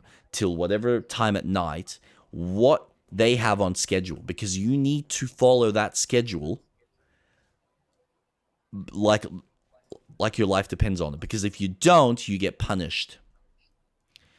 So it's one of those, okay, you've got, not only are you like restricted for time, but you need to get shit done within these like very small pockets, because now you're going to do breakfast. Now you're going to sit here and pray. Now you're going to, go off and do this very specific task, because that is the order of operations day to day being a monk. And I'm like, I don't get to experience this. That fucking sucks. Unless I go and download a mod, but I'm like, well, fuck that. So what I ended up doing was essentially just quick saving at night in front of the monastery, sneaking in through the back door, going upstairs, finding the guy, stabbing him, taking his die, escaping, like nothing ever happened. So I moved on with that whole quest line. And it's unfortunate that I wasn't able to experience it the way it was intended. Damn. Yeah. There's a few moments in this game that just, the quests are really cool and the way they are structured are really cool. But sometimes if you've gotten in front of something or something is broken, you won't actually get to experience it the way it was maybe intended, or the way it's meant to be on a more easier kind of scale. So that, again, you're not dealing with that frontal confrontation, or you're not dealing with, hey, I have to do this really bad thing. I can actually do it in a positive kind of, like the good guy kind of way. Yeah. So yeah, it's sad. It is very sad. I am really saddened by it. I wish it wasn't the case, and I'm hoping, fingers crossed, that the sequel is a bit better from that perspective. So, yeah. Where would you like to begin? Shall we start with the Sony? Yeah, because I don't think there's too much to talk about regarding Sony. Look, but let's start with them. I think that's a good starting point, because I've got a few things. So my topics is Sony, couple of Pokemon things. I do want to talk about Crimson Desert and Diablo. Yeah, cool. And then there's a few minor little things I also want to add. And then there's the Xbox news as well, because I think that's relatively interesting. I think more than anything, I'm just disappointed. I understand theoretically why Sony would have shut the studio down if they got them to do a live service, which wasn't working a year ago. And then after a year of maybe trying to piss fart around with some ideas just decided, nah, we're done. We don't want to invest more money into these remakes than we have to when it's not necessarily what's going to make us the money that we want. We've already got Sucker Punch, Naughty Dog, and Insomniac working Gorilla. on, and Gorilla, and there's one more. The guys that do not Ready at Dawn. God damn it. Santa Monica Studios. So you've got 5 core studios that theoretically are working on your high quality AAA single player-esque story driven games. Which maybe that's all they feel that they can afford with everything else that they're trying to spend money on to get some sort of a live service going. Because that's the focus. All right. So my issue is don't purchase a studio if you're going to have them do remakes. Correct. Don't have that studio become BioWare, where they make solid games and remasters, and then because I think Bluepoint was doing a live service game. Yes, they were doing I'm apparently a not God of mistaken. War. Yeah, they were apparently doing some sort of God of War live service game. They've done exactly what EA did with BioWare and fucked the studio over completely. Yeah. I'm disappointed because as much as, I don't have a Sony console anymore. I do. I've got the 3 and 4 for my reasons of playing the exclusive games on them. I don't have a 5, not interested. Though granted, a lot of their games are now coming out on PC, so I will be able to eventually play them. Hence why I asked if I should buy Spider-Man. But yep. I hate that we've seen a studio who, look, I don't agree with every design choice they've made regarding their remakes, like Shadow of the Colossus. I think there was some tweaks that they made that I didn't agree with particularly. That's fair. But I didn't have any issues, but that's fair. Yeah, it was just minor things. It was nothing major. But I hate the direction that Sony has gone into. And if Xbox or Microsoft had kept their shit together, this would have been the point of Sony's downfall, because we haven't had a lot of exclusive games. And no, The Last of Us is not being counted for its 20 re-releases. Yeah, I know. I'm not counting that shit. That's not exclusive. You're just draining the IP for as much as you can get. The Horizon Zero Dawn IP, you now have, I think, 3 or 4 games that are being made that are spin-offs. One being that cooperative online game. And the funny thing about that is the fact that that is one of their mainline games. This is what's so disappointing, is hearing about the fact that Guerrilla exclusively as a team has not been working on the sequel to Horizon. They've been working on this multiplayer game. Yep. And I'm sitting there going, what the fuck are you doing? You've started a story. You've started this franchise. Fucking finish it. I don't mind you going back and then as a team going, you know what? We feel like doing this multiplayer interstitial type thing. We want to play with this idea. That's fine. Or do what fucking Sucker Punch does, where they make a multiplayer mode as an additive to the already existing single player. I don't understand why this massive pivot. Well, I do understand. I understand it's clearly for, in their heads, monetary value, because in their minds, it's perceived long-term financial success if they can get enough people signing on to the network, paying for whatever, cosmetics You pay for the subscription, whatever it to is. Sony, but it's so much. You need to purchase a subscription to PlayStation Plus, so that's extra money that Sony's getting. Your online service, so you've got people playing. You want people to buy your console, so you get the PlayStation 5. I get that live service is instant stream of money, but it's not beneficial. How many times have games come out that are purely either single player or even cooperative that have made millions? My issue with Sony is that their development costs have gone so high because everything needs to be as modern tech or future tech as possible. And they want to pump in so many things to go, look how realistic it is. We need to make sure that what we're spending is covered by the cost of selling the game. Well, how about you slow the fuck down? You don't need games to look realistic. You don't need the characters' wrinkles to be showcased. No one gives a fuck as much as playing the game. Sure, your cutscenes, fine.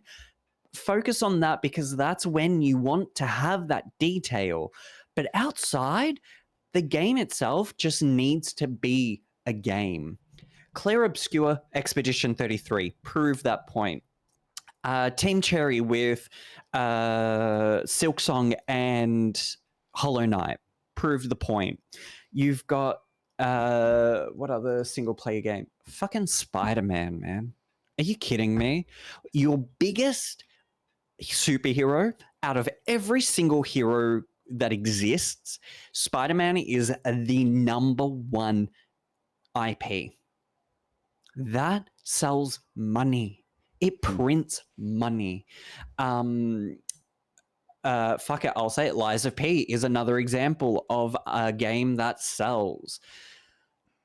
These games can be developed in a way that you don't need to push so much in development, that they just can't afford to make them. So now they're putting money towards probably not as much, but a game that has a constant stream. That's what they want, and it's not as beneficial. That time has passed. Unfortunately, the gaming community is fatigued with so many fucking live service games. Yeah. There's just no major market for it. Look at Destiny. It's not as what it was. Marvel Rivals. Yeah, that's fairly successful because people want to play as heroes. Overwatch, it's still really fucking successful. And a lot of this market is your Asian market. The Westerners, unfortunately, did not grow up with this. And if they're going to play a game, they're going to play something that already has a life. People are going to play League of Legends, even though it's really hard to get into the community, they're going to play it.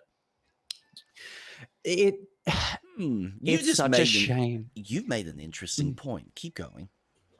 It's just so interesting to see what Sony was building up to be. Sony killed off Killzone. We'll probably never see another Killzone game because we've got Horizon Zero Dawn, which is such a shame because I'm sure people would love a shooter from Sony again. Naughty Dog is, I guess they're still working on the Galaxy game. Yep. Yeah, in the Galactic. We have heard nothing since reveal, which fucking scares the shit out of me because this is another issue I have with the gaming industry. Don't fucking announce a game years in advance. Fuck right off. Don't. You either announce it within the year that the game's coming out or you don't fucking say anything. I wouldn't be surprised if that's more of an investor call where they feel the need that if they don't show a trailer and build some level of hype or some level of excitement, then they can't determine whether there's some financial... I'm probably wording this wrong. Like, there isn't that...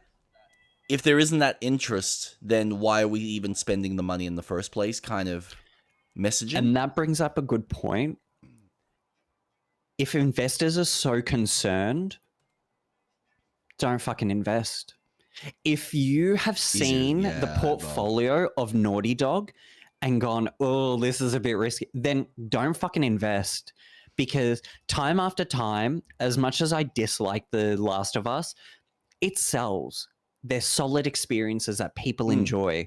Yeah. But if you are pumping money in, then what risk do you have? You know what you're going to get. The Jack and Daxter series, Insomniac did Spyro. You know what these developers have made. Granted, time has changed. New team, fresh faces, different mindsets.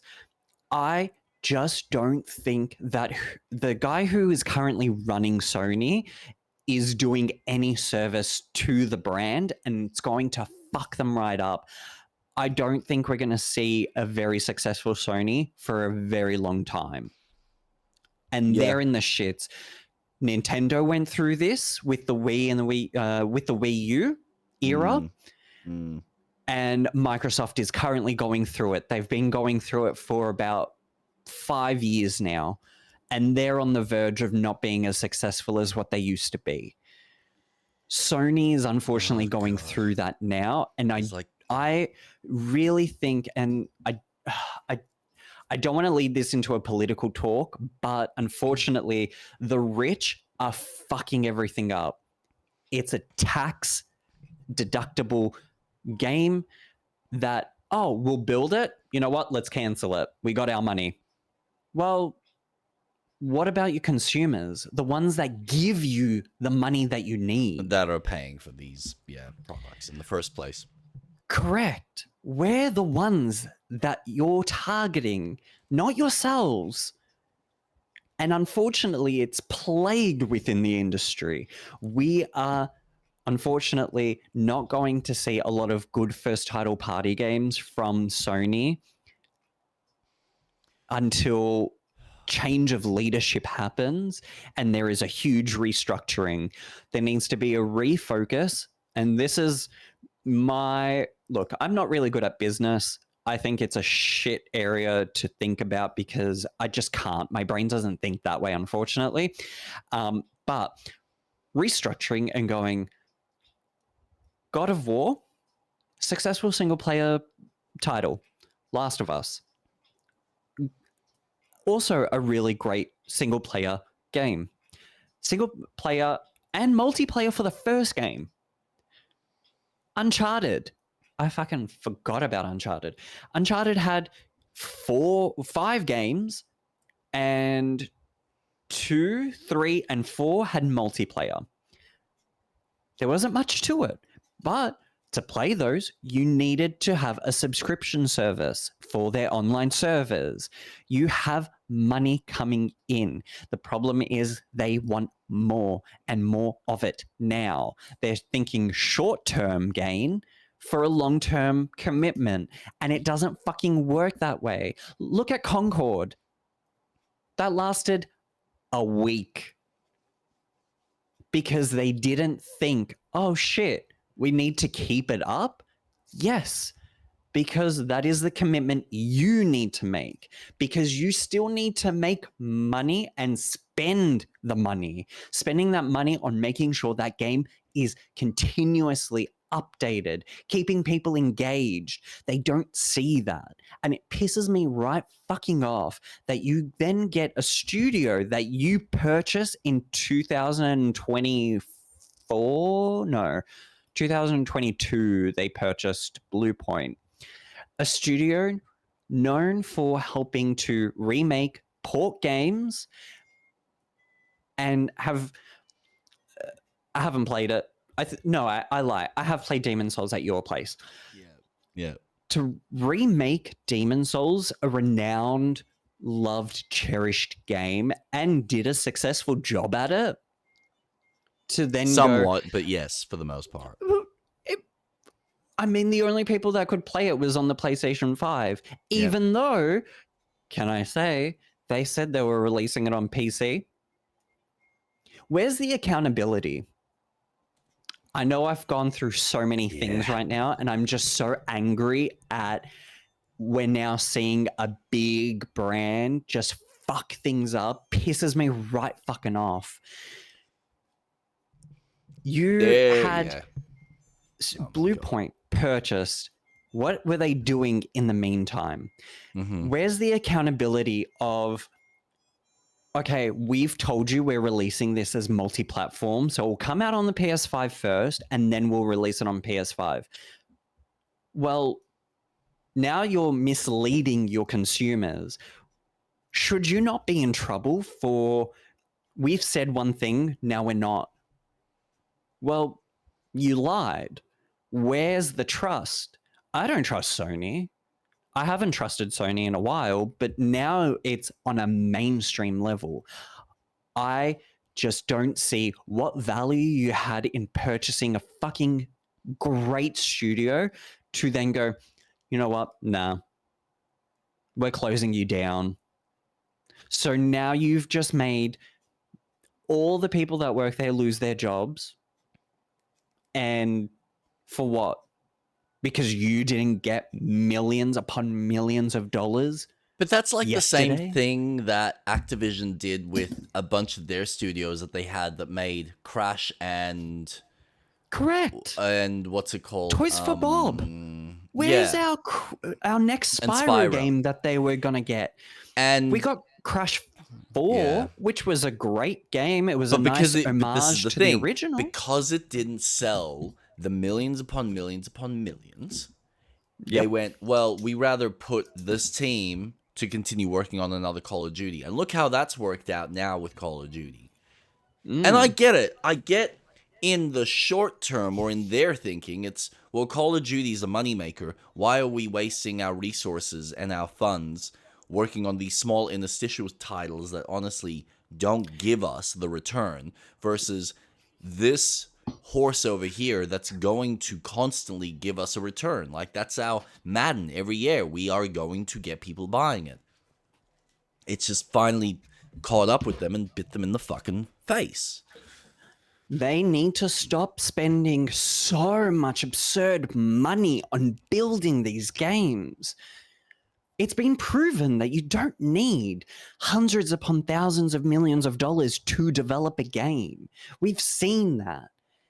It only cost Claire Obscure, and I say only, which is absurd, because it was, what, $40 million to develop? But you've got these Sony exclusives that are costing them over $150 million. And then their return isn't going to be as high because they spent so much.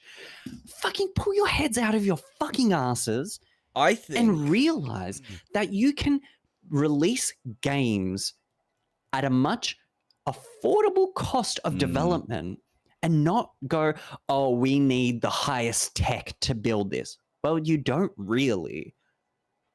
Sure, you want mocap? Fine. Have cinematic games. The new Horizon Zero Dawn game caught my eye, not because I'm interested or anything. The artistic choice. It's cartoony.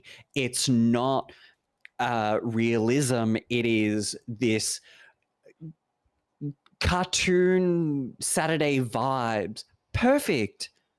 Have that taste of artists in your games. But every one of their games has looked the exact same. They're all being developed the same amount. Hundreds of millions of dollars. And when their games don't sell, it underperformed. Well, did it? It actually did perform. It's because your budget was so fucking high because of your expectations of what it needs to look like. I hate it I've gotten to a point where I just cannot stand it. Like looking at this game now on Jake's stream, incredible. Could you imagine a game from start to finish that single player in this style? Awesome. If Horizon Zero Dawn was developed 1, 2, this one, the third one, their other titles that they're developing had this design, awesome. But here's a fun little fact. This, theoretically, would cost probably just as much as the really high fidelity shit. You're just dealing with a different style of artwork that you now have to worry about and animate. So I don't know whether the cost is necessarily being decreased because they've changed the art style to cartoony versus realistic. So my 2 points was they need to... I think there can be one in the same, but if you have games from individual studios, such as the team that did Claire Obscure Expedition 33, and not spend an exorbitant amount to develop and still have a game look stunning because the characters have realism, there's mocap, the world has a particular style to it, you can do that still. Mm-hmm. You don't have to spend so much. No, of course not. But okay. You're not wrong. There's probably a lot to this game that does. I mean, does it really need to spend $100 million to build? Probably not. Let's take a step back here because we've spoken about this in the past already. The fact that and this is an interesting topic in itself because you've got Sony closing down a studio, and then they're also talking about how if the RAM prices or the RAM availability doesn't improve, they are going to start charging the customer more money for their services, probably more for their games, probably more for microtransactions, whatever. They are essentially going to start increasing the costs from the software side and the service side versus increasing the cost of the console. Because, of course, they know that the console's already expensive, and they want people to buy the console so that they can even play these games, right? Mm-hmm. So the big issue right now is, naturally, we're in this economic downturn around the Western world, probably around all of the world, let's be realistic here, which means that there's less money for people to spend on frivolous things, including video game consoles.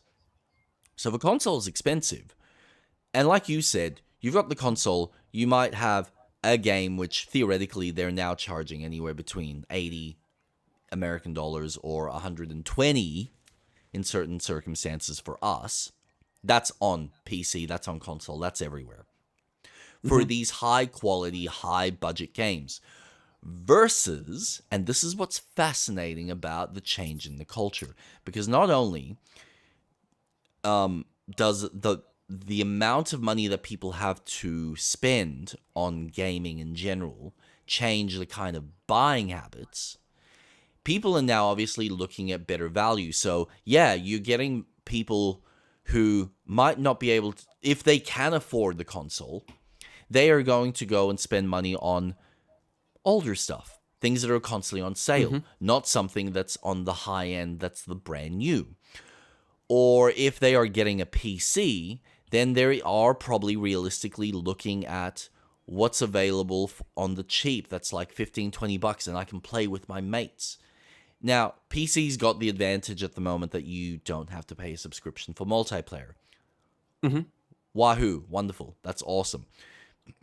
There are caveats. There are obviously advantages to having a paid subscription where theoretically you are less likely to come across cheaters or someone who's potentially able to hack the server that way versus on PC where it's probably a little bit more convenient and easier. That's just the unfortunate reality. Yep. But I must admit, I feel, and this is kind of that weird realization that I have as I get older, I am no longer necessarily the representation for a lot of the games that they are now trying to look forward into making. They want, and ideally what they should be doing, is trying to get the younger audience to build them up into these franchises, which is why they went out of their way and said, let's make a Lego game, Horizon, because that's perfect for the young adults. Let's make this more chibi style or this animated style version, which is more appealing to a younger audience. They are trying to find ways to capture the younger audience while also capturing the older audience, because they know that, all right, it's the older people that have the money, it's the older people that have the nostalgia, and hopefully they can pass this nostalgia to the next generation. The struggle that they're obviously having is the fact that these games are expensive. If they're not available on various different servers or various different platforms, then most kids are not necessarily going to be talking about this in the schoolyard. They're not going to have access to this unless their parents are silly enough or have the funds to spend the money on something like a console with a subscription with the game. Mm-hmm. And so most of these kids are, let's face it, all of these younger kids that have now grown up, they probably have funds that they're playing with. They've grown up around Roblox, for fuck's sake, and Fortnite. So they're used to a lower standard, a lower quality of game. Games that were created on the cheap to be fun and entertaining just from a pure gameplay standpoint. Now, I know that Roblox has a lot of issues that it's obviously dealing with. That's just an unfortunate reality of that kind of community and that freedom that they have in creating what they can, and the way it's monetized, I'm not a big fan of, but it's free. You get what you pay for, kind of deal. But you've obviously got this younger generation that's not only grown up around streamers, not only grown up around these much basic games that allow for multiplayer games. So I don't think they're raised the same way that we were, where we were seeing the evolution of graphics and we were going, oh my God, that's amazing. Most of these kids have grown up not caring, not giving a shit. I'll point this out that my wife's sister, younger sister, who's, 16, 17, she's got a PlayStation 5. What is she still playing on it? Roblox. Minecraft. She would be playing Roblox if she still had access to her old account, but for some reason it got hacked or it got banned, so she doesn't have access to it. What she's playing is Minecraft. Still, to this day. There's nothing beautiful about Minecraft, but it's fun and it's creative and you can do all kinds of stuff. And guess what? You can play with other people. It's also a cheap game. So I reckon we've got this newer generation that obviously wanting to become streamers or wanting to try streaming or seeing their streamers play certain games. A lot of them are probably moving on to more of a PC front, whether they're building a PC or whether they're getting a laptop, which again is becoming more expensive. So I'm curious how long that's going to last. But suffice it to say, they then have access to Steam, which, guess what, does kind of offer these more smaller little indie projects or these smaller little multiplayer, like the co-op schlop, which, guess what, I don't think they're as sloppy as people think. There is actually some thought to it, and there's some creativity. And because it allows people to get together and do a basic mechanic like climbing with some challenge to it and a level of cooperation that you would have in a Destiny raid that normally they would have to pay a subscription or pay $90 to get the full season pass with all the content, this is like $15-20. It's nothing. And they have hours of fun doing it. And there's like one of these games almost every single week. I have one on my list that I think is either out or is coming out called Log Riders. I don't know if you've seen this. No. No? Check this sucker out. This is perfect. As far as like for streaming purposes and playing with mates, I think this is like I would love to try this out. And this is the level of creativity and the level of it's funny. These designs, I guarantee you, if we were to go through Roblox, you would find similar stuff that exists. This is just prettied up because we now, and a lot of these younger guys, have Unreal or Unity as tools to play with. So they can do this kind of shit on the cheap with a whole bunch of assets. All they got to do is figure out the design. And so that's what people are more interested in, is this just far more thought out game design that isn't just go here, shoot, and get the next green item. And then wait till you get the purple item. And then wait till you get the orange item. Because now it's slightly more damage and slightly more health.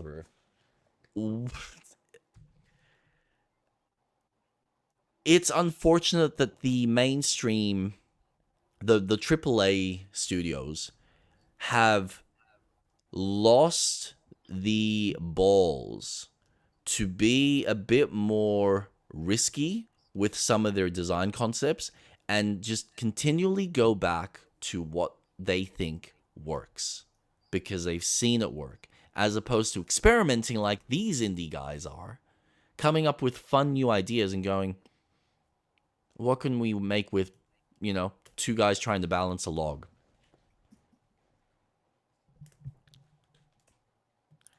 Or, a couple of people trying to move an RV through the forest. Or let's see what it's like if we make a platformer where a bunch of you are trying to climb up a mountain with various obstacles. And we can find ways to randomize it because, of course, we've perfected random generation in games.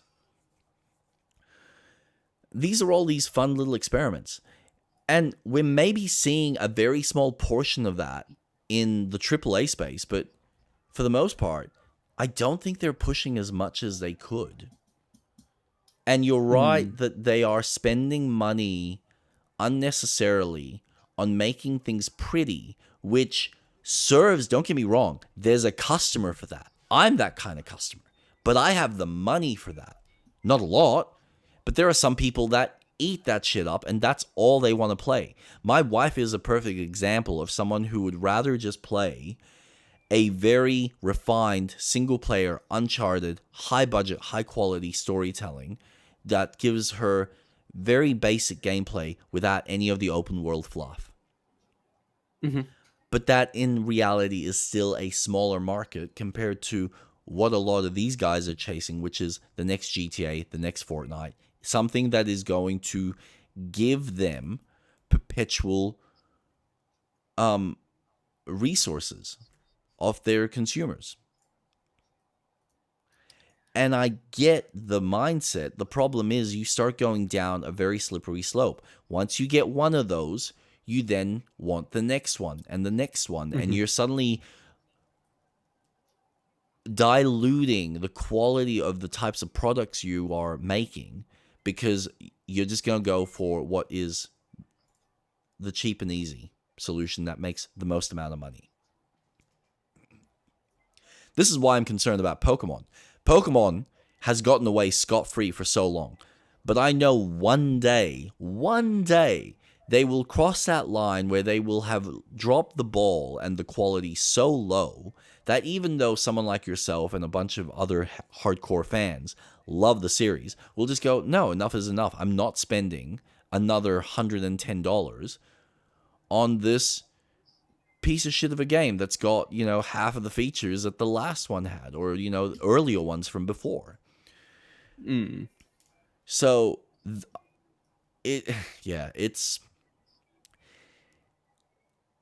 there's a lot of money at stake with Sony, and I understand that they have their concerns, and I understand they have their shareholders, and it is unfortunate. Yes, if you don't trust it, don't invest. However, the problem right now is a lot of the investors who are theoretically pulling out are pulling out for the AI tech.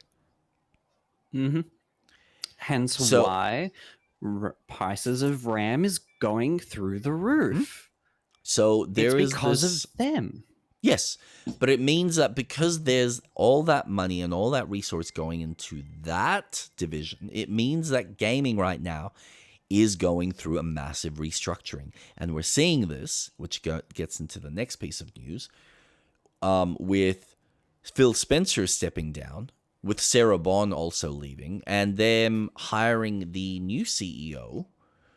What is her name? I've got it here. Asha Sharma, who specializes in AI tech. Great. And that in itself speaks volumes to the direction that a company like Microsoft is wanting to go. I had a feeling, and I think most people who have been watching Xbox knew that something was up, that Xbox is slowly pulling away, and if anything, they're probably just going to be a service provider and a software company like they were in the past. My concern with that, though, is that eventually they will start cutting away with a CEO like her and a focus on AI. I guarantee you they will cut away Double Fine. They will cut away Compulsive Games. They will cut away these smaller studios that, guess what, they're not really making the kind of money that they want, because I don't know whether whether Xbox is the kind of company like a Netflix who are looking at how much can we increase our portfolio within Game Pass to make it more enticing and more interesting for people.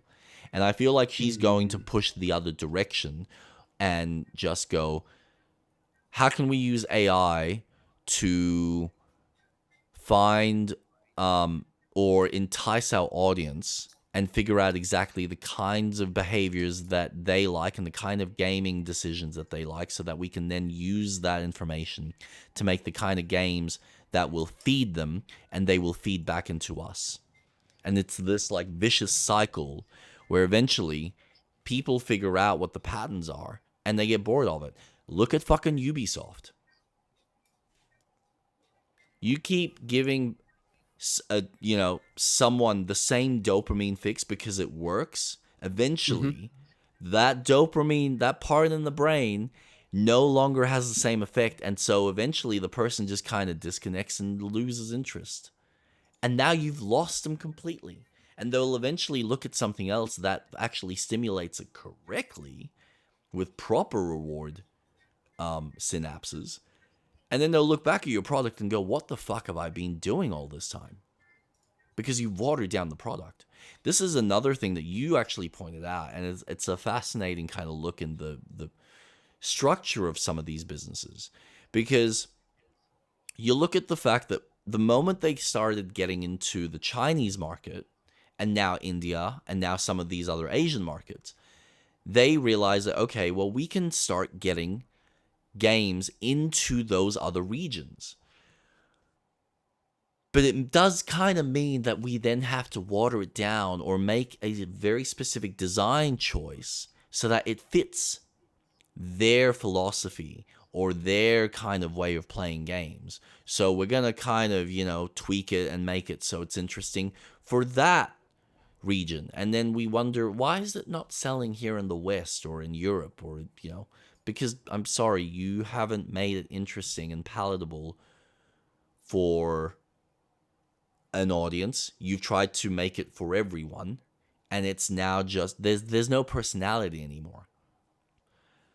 And I think this is the interesting thing that you get into with the money side, because you can tell that the marketing push, the amount of money that they are spending on marketing across the globe, and then designing the game to cater for everyone means that they have to, by definition, spend more money on the product just so it's able to reach everyone's hands, as opposed to what the smaller studios are doing, where because there's probably not a lot of writing involved, they don't have to worry too much about the translation side of things. They just make the fucking game.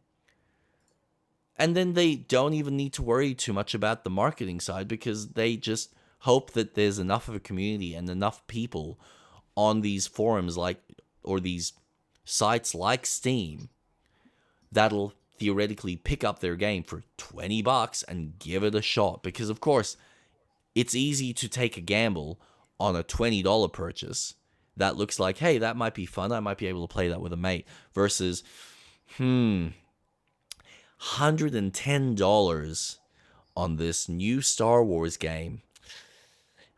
Well, Star Wars is, I mean, it's a popular IP. It's got some, rip about it, but it's also lost a lot of rip. Like, is it gonna be as good as I remember? I don't know. Let me think about it. Like, it's funny. You have pointed out all these various threads that we can just pull at. And a lot of it just comes down to the economy's just not in a good place. People just don't have money free will. No. It's not growing on trees. And it's getting harder. Yep. And then and these guys are also aware of the fact that they are competing for people's time with your YouTubes, your TikToks, your YouTube shorts. Porn apparently is one, but I mean, like porn's been around for so long. Yeah, okay, you've got your addicts, but I don't think I don't think everyone is spending as much time on porn as they think. TikTok and YouTube, yes, that 100%, because I've done it. I've seen my wife do it. I see many people do it. You start with one video, and before you know it, you're going through, and you've spent an hour or an hour and a half going through junk.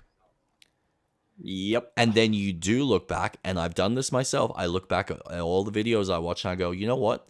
I probably could have just played a really fun level of something and actually had more satisfaction. Or I could have watched an episode or 2 episodes of a really cool show. But no, I chose to sit here and just keep scrolling. Because it's feeding a dopamine. It's feeding your brain like general dopamine. So yeah, it's unfortunate that there's this need to try and fight for people's attention. But let's be honest here. At the end of the day, if you make something fun and unique and clever, if there's an audience, they're going to find it. You just need to price it correctly. And you're right that the amount of money that's been spent on making these high-budget games, like I said, it serves a market, but I don't think that market is necessarily that big anymore, or maybe the games you've been making are not feeding that market correctly anymore. So that market of people who are buying your high-quality games are going elsewhere. Hellblade is a great example of a game that, honestly, I still think is probably the best-looking game on the Xbox, Hellblade 2. But there's no game to it. So, of course, no one was going to spend $90 or $100 on something that was a 4 or 5 hour experience that was shallow as a game. Yep.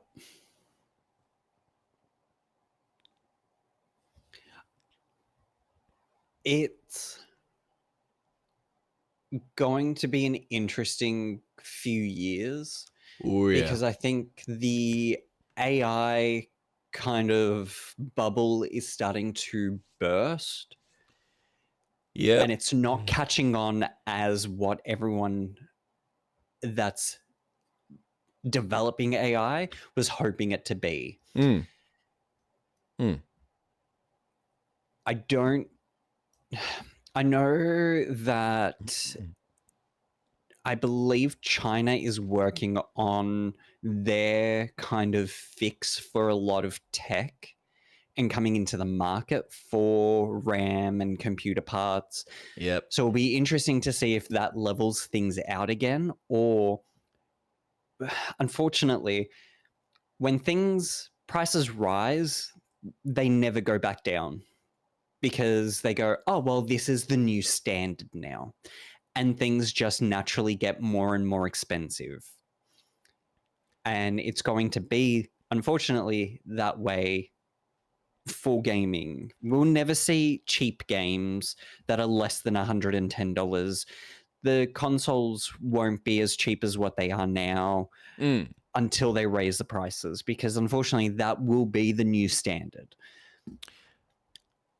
I still think that when the point of announcing games too early is such a fuck you to consumers, because how many times have we seen studios come out and say, this game is coming, for them to go, we've actually canned it. So why announce it? How much money did your investors put into this to then decide to back out because you announced a game way too early in the life cycle? Intergalactic, I think that's what the Naughty Dog game is. Yeah. ElderScrolls 6. Another game that announced way too early in its life cycle. It's scary because we have a lot of power as consumers, and I don't think people realize that we can destroy a company if we all, as consumers, stopped. We would control. Yep. For example, if we all stopped using Amazon's dead. Correct. There's no Amazon. And if so many people stopped doing the whole what's the word I'm looking for? You know how you had the Sony the fanatics, essentially. If they actually took a moment and gone, wait, why? Why are we allowing a company that we love so much play us as fools? Why do we keep giving the funds that they're looking for? We would have so much control over, okay, well, this can change. When microtransactions, if everyone went, hold up, no, and didn't partake in spending money in microtransactions, we wouldn't have it so prominently in games. Yep. Same as live service. But unfortunately, there's just too many people in the world. You're telling not 8 billion, because not 8 billion people play, but the millions of people that play games to stop and really control your temptations of allowing studios to wishlist our game. Well, no. A good example is Subnautica. The whole changeover with management, fucking over the team, getting rid of the leadership team, and changing the focus of the sequel that's coming out. They started going, wishlist the game. Everyone started to unwishlist the game. And now there's a different push and focus to Subnautica 2 because of how many people have gone, well, this isn't what we want. And this is a way of telling you, fuck you, for using your leadership and your parent company as a way to control things and change things for the worse for your own benefit. I It's a lot. Yeah. Yeah. And I hate that we don't collectively come together, because we all love games. All of us. We're playing video games, be it on your phone, be it on your console, be on a PC, your tablet. It's a collective, and everyone has their opinions. Absolutely. That's what makes us so unique and individual. Power to you. But when you're all sharing the same experience, it pisses me off that this trailer showcases Jak and Dexter and it's a dead series. I fucking hate it. Yeah, but it's one of those things that you need to accept, that you are of an older generation, because I guarantee you, as much as the series in your heart and in your head reflects a really cool time and was great for the time, it's no longer relevant. Yes and no. I still use those games as examples. Yes, I have rose-tinted glasses because of how much fun I found them growing up as a teenager. 100%. And you're right. We grew up in a generation that was there when the internet was formed for the everyday consumer. We saw the advance in tech, in graphics, the console power. We were there for it. But when you have games that play as video games first and didn't push so much as, well, we're taking more of a backseat and pushing for so much of the tech, I'm not interested, and I will always push for people to play the HD remastered of Jak and Dexter. I will push people to play the Spyro trilogy that Toys of Bob released. Play the older games that were from yesteryear, because you're not going to get them anymore unless it's from an indie studio. It's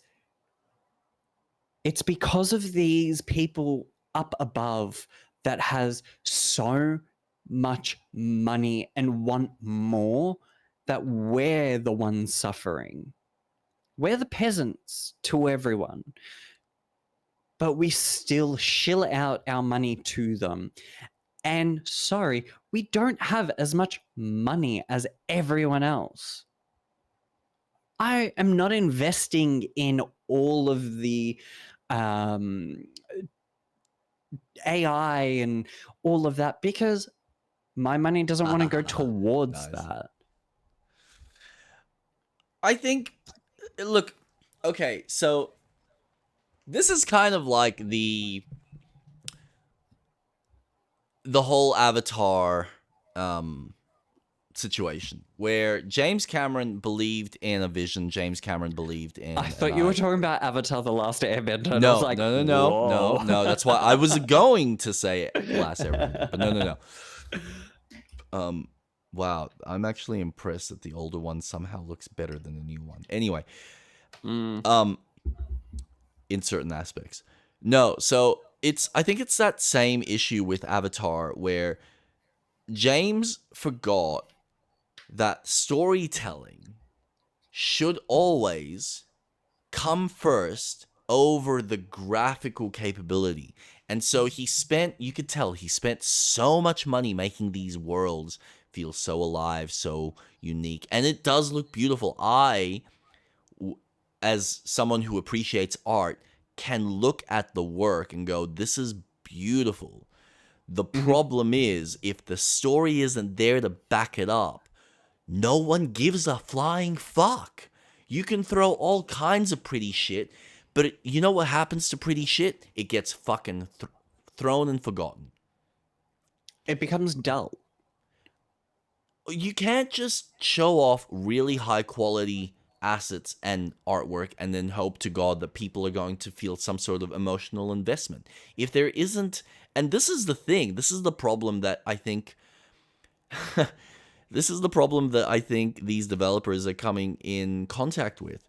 They have focused so heavily on the graphics, hoping that that will help enhance the storytelling. And because there are still creatives there that went, well, the story is important, so we need to make sure that the story and the look of the game all marry up together. And certain games have done a good job of that. Others, not so much.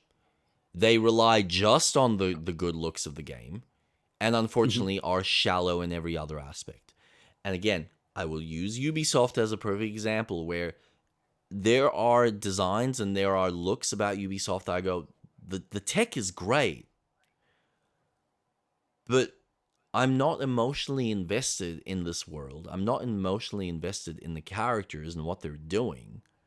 And so you can shove all kinds of pretty shit in front of my face, but if there's nothing to, like, anchor me to this world, then why am I spending my time here? I'm playing Kingdom Come Deliverance. I feel anchored to the world. There are issues with it. I have stated those issues. But because they took the risk to find ways mechanically and story-wise to anchor you to the world, you're invested. And so they now have the ability to stretch the funds a bit more and make a slightly better quality game. It's still not amazing. Like, when you look at Kingdom Come Deliverance 2, like, it's a gorgeous game, don't get me wrong, but you can still look at it and go, it's not as beautiful as, you know, maybe something that Naughty Dog would have made, but it does the job. And again, there's a style to it, and they're not holding back on themes. They're not holding back on certain things that they want to express. Do they make certain liberties and certain decisions so that they can try and get a few extra types of people? Sure. Yeah, they add a gay love affair in this game, which probably shouldn't really exist considering they were against it in the first game. And then they add a black character into the game as well. All right, they're trying to get extra representation.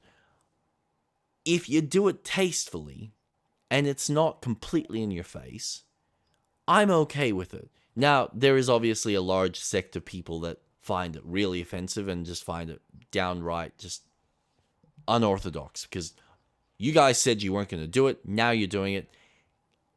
Sometimes there's a little bit of sway, but for the most part, it's not like they've really changed much. It's not like you've got a whole bunch of black people running around. You haven't changed the main protagonist. You're still playing, you know, a typical white bloke that's just running around stealing shit and looting people and killing people. You can play the game how you want. That's you don't kind of have to be gay in the story. No, that's your it's a decision. choice, and I think but that's some people awesome. want to make that choice. Yep. And I think give people the option, as long as it doesn't interfere with the general structure of the game. This is what was the downfall of something like Dragon Age, where they just felt the need to kind of pussify every single character and make them like they're all therapists and psychologists. Oh, we all love each other and we're trying to... And it's like, no, you go play the original Dragon Age, and it's dark, it's gritty, it's not fun, it's like the Game of Thrones for D&D. It is meant to be sad and depressing, and people are on the edge of slitting their throats because they're in a time where there's a plague that is killing people, and so no one lives in safety. But they have to tweak the story so that they can get the younger audience. It's like, well, now you've just diluted the product. I've said this about Star Wars. Understand when you're working with an IP. I get, like you've said, New people come in all the time. We've got new storytellers, new developers that are jumping into these long-running IPs. But if you're jumping into it, for fuck's sake, learn to understand the world and work within the context of the world. Don't try and stretch it and change it to something that it's not, because they'll see it from a mile away. Yeah. And there are times when you can do it, and you can do it in a really clever way. Lies of P is a perfect example of turning something that we know as a classic fairy tale that was still pretty dark in like its Very original dark. in its original format, that we tend to recognize the Disney version, which was for kids, still had some dark elements, but a bit more timid. And then we get Lies of P that goes, no, we're twisting it back on its head, but we're kind of turning it into our own version. That's fine. You know why? Because you're doing your own version. You're not trying to continue with the original characters from Disney and then turn it into something it's not.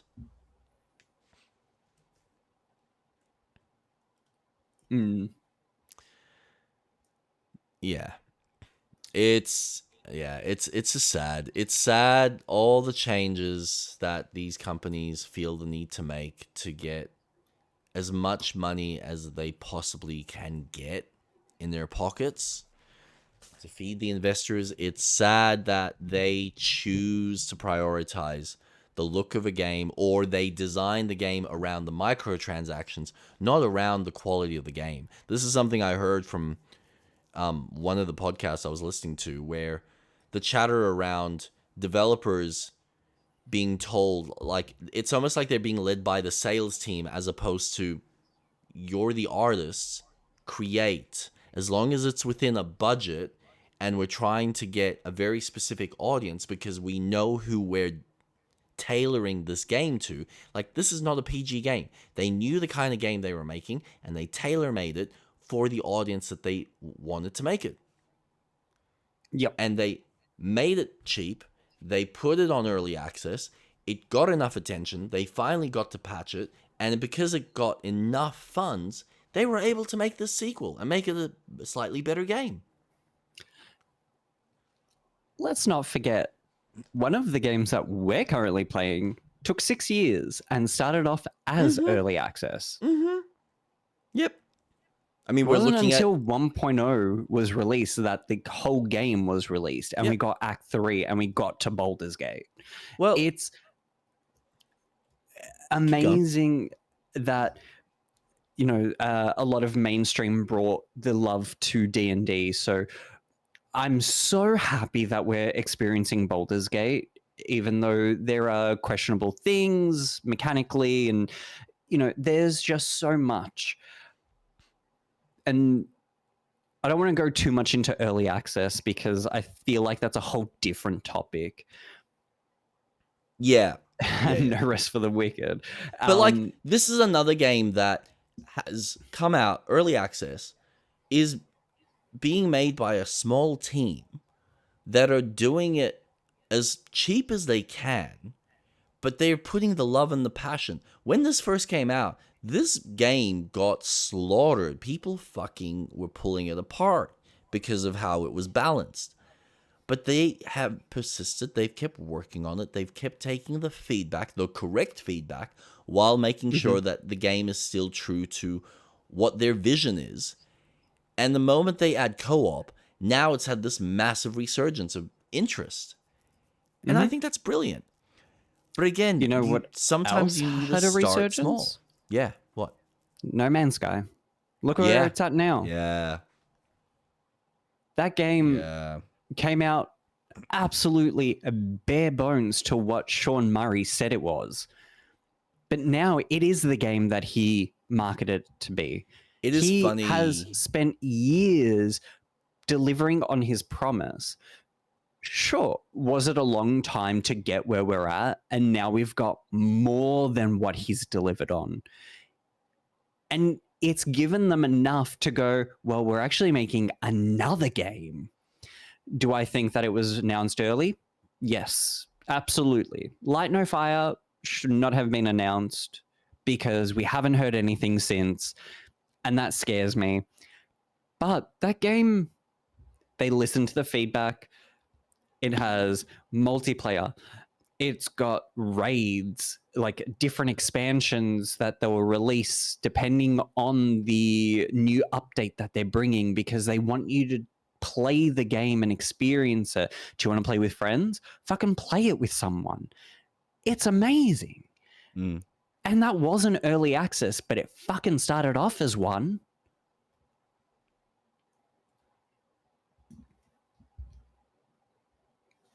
Gosh, this game looks so much fun. I'm excited to play this again. You and me both.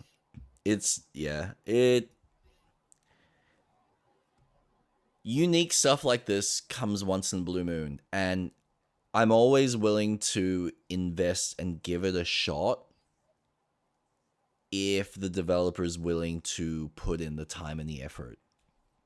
And It does suck that people who really are passionate and really want to make something fun and unique, provided they're given the shot and the opportunity, they can make some really fucking cool shit to play and cool things to experience, or cool things to watch, or cool things to try.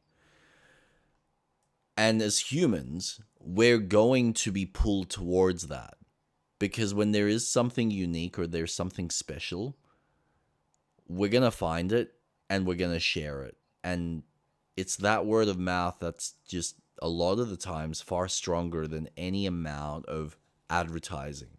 Don't get me wrong, advertising has a place, and it certainly it has a massive strength in the backs of our brains, where a sense of recognition is so subconscious that we don't even realize it's there. Mm-hmm.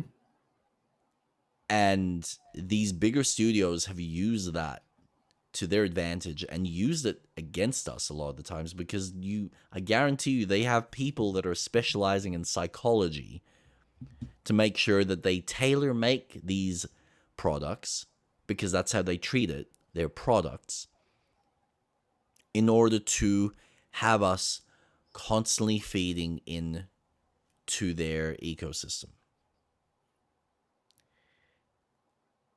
But if you're smart enough, or you're strong enough of mental fortitude to look at that level of bullshit and recognize it's not fulfilling and doesn't actually offer anything of substance, and sometimes you're better off trying something that is a gamble, that is a risk, but you can get a Baldur's Gate scenario or a No Man's Sky. Yeah. I think that's the biggest lesson for a lot of these bigger studios. You can tell that they are going too big, and then the multiplayer stuff that they're releasing, I don't think has enough personality behind it to begin with, but they're trying to make it seem like there is one. Yep. So like Concord or Highguard are, hey, look at how cool these characters are, and look at the personality. I guarantee you, right? Overwatch only worked because it was done by Blizzard, because there is some level of recognition and it was something fresh out of Blizzard. I wouldn't be surprised if that was made by a completely different studio. It would have been a game that maybe had a moniker of success, or it could have been a game that would have come and gone and built a small community, but nothing to the level of that it is now. If Overwatch didn't exist and Battleborn was released, do you think Battleborn would have been that game? It's possible. Because I personally think Battleborn did a far better job than what Overwatch did, because it offered me not only PvP, but PvE, and it had a developed story. Yep.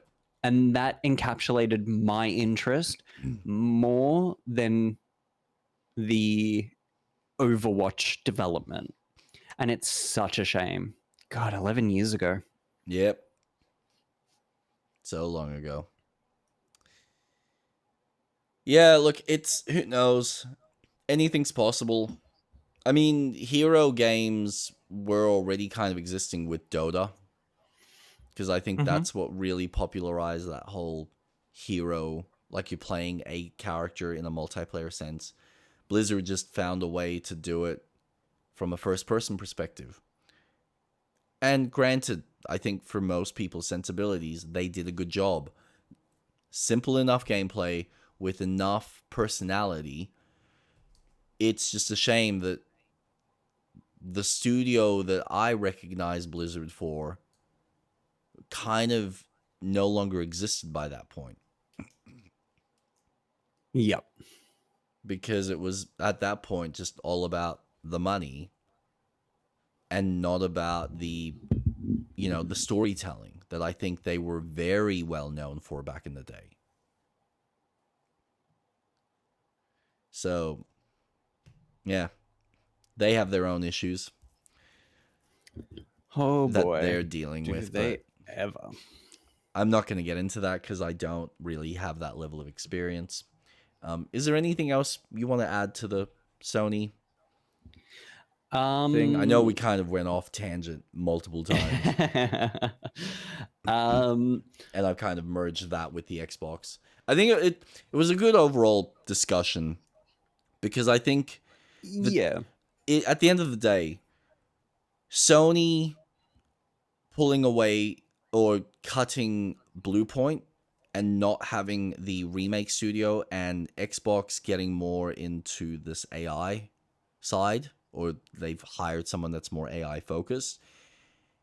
And you're right, I think PlayStation is no longer going to be that same studio. I think they might have a handful of games that are coming in the coming 2 or 3 years that maybe are the last echelons of that single player experience. But I wouldn't be surprised if a lot of that's slowly dying out. And we are probably going to see less and less. If Naughty Dog doesn't sell the kind of, if they don't get the kind of sales for this intergalactic game that something like God of War has, or a lot of their more successful IPs, I don't know whether Naughty Dog is going to have another, like they might be asked to do another Uncharted. They might be asked to do something safe as opposed to take a risk on a whole new IP. Maybe they'll be asked to do a Last of Us Part 3. I don't know. Who knows? But yeah, it's long gone are the days where I think these big studios are going to release the kinds of games that we want, and I think we are going to see more of the smaller studios, like your smaller publishers, releasing those types of experiences that we want in a more of a double to a AAA space. And then you're going to have all your creativity as we've always had in the indie space. And so even the changes that Microsoft are making now, we're not going to see those effects for 3 or 4 years.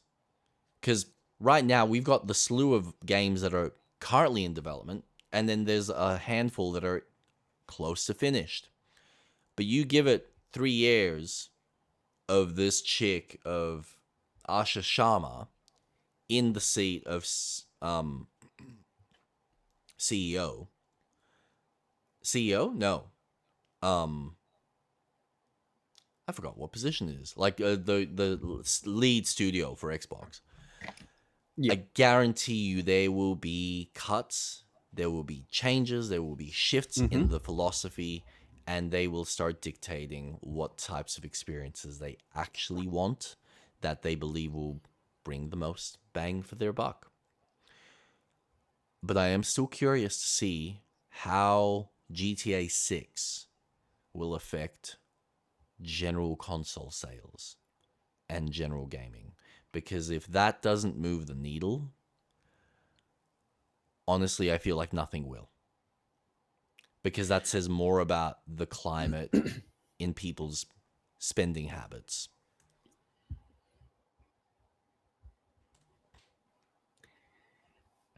It's so interesting how one game project has such a hold on the industry.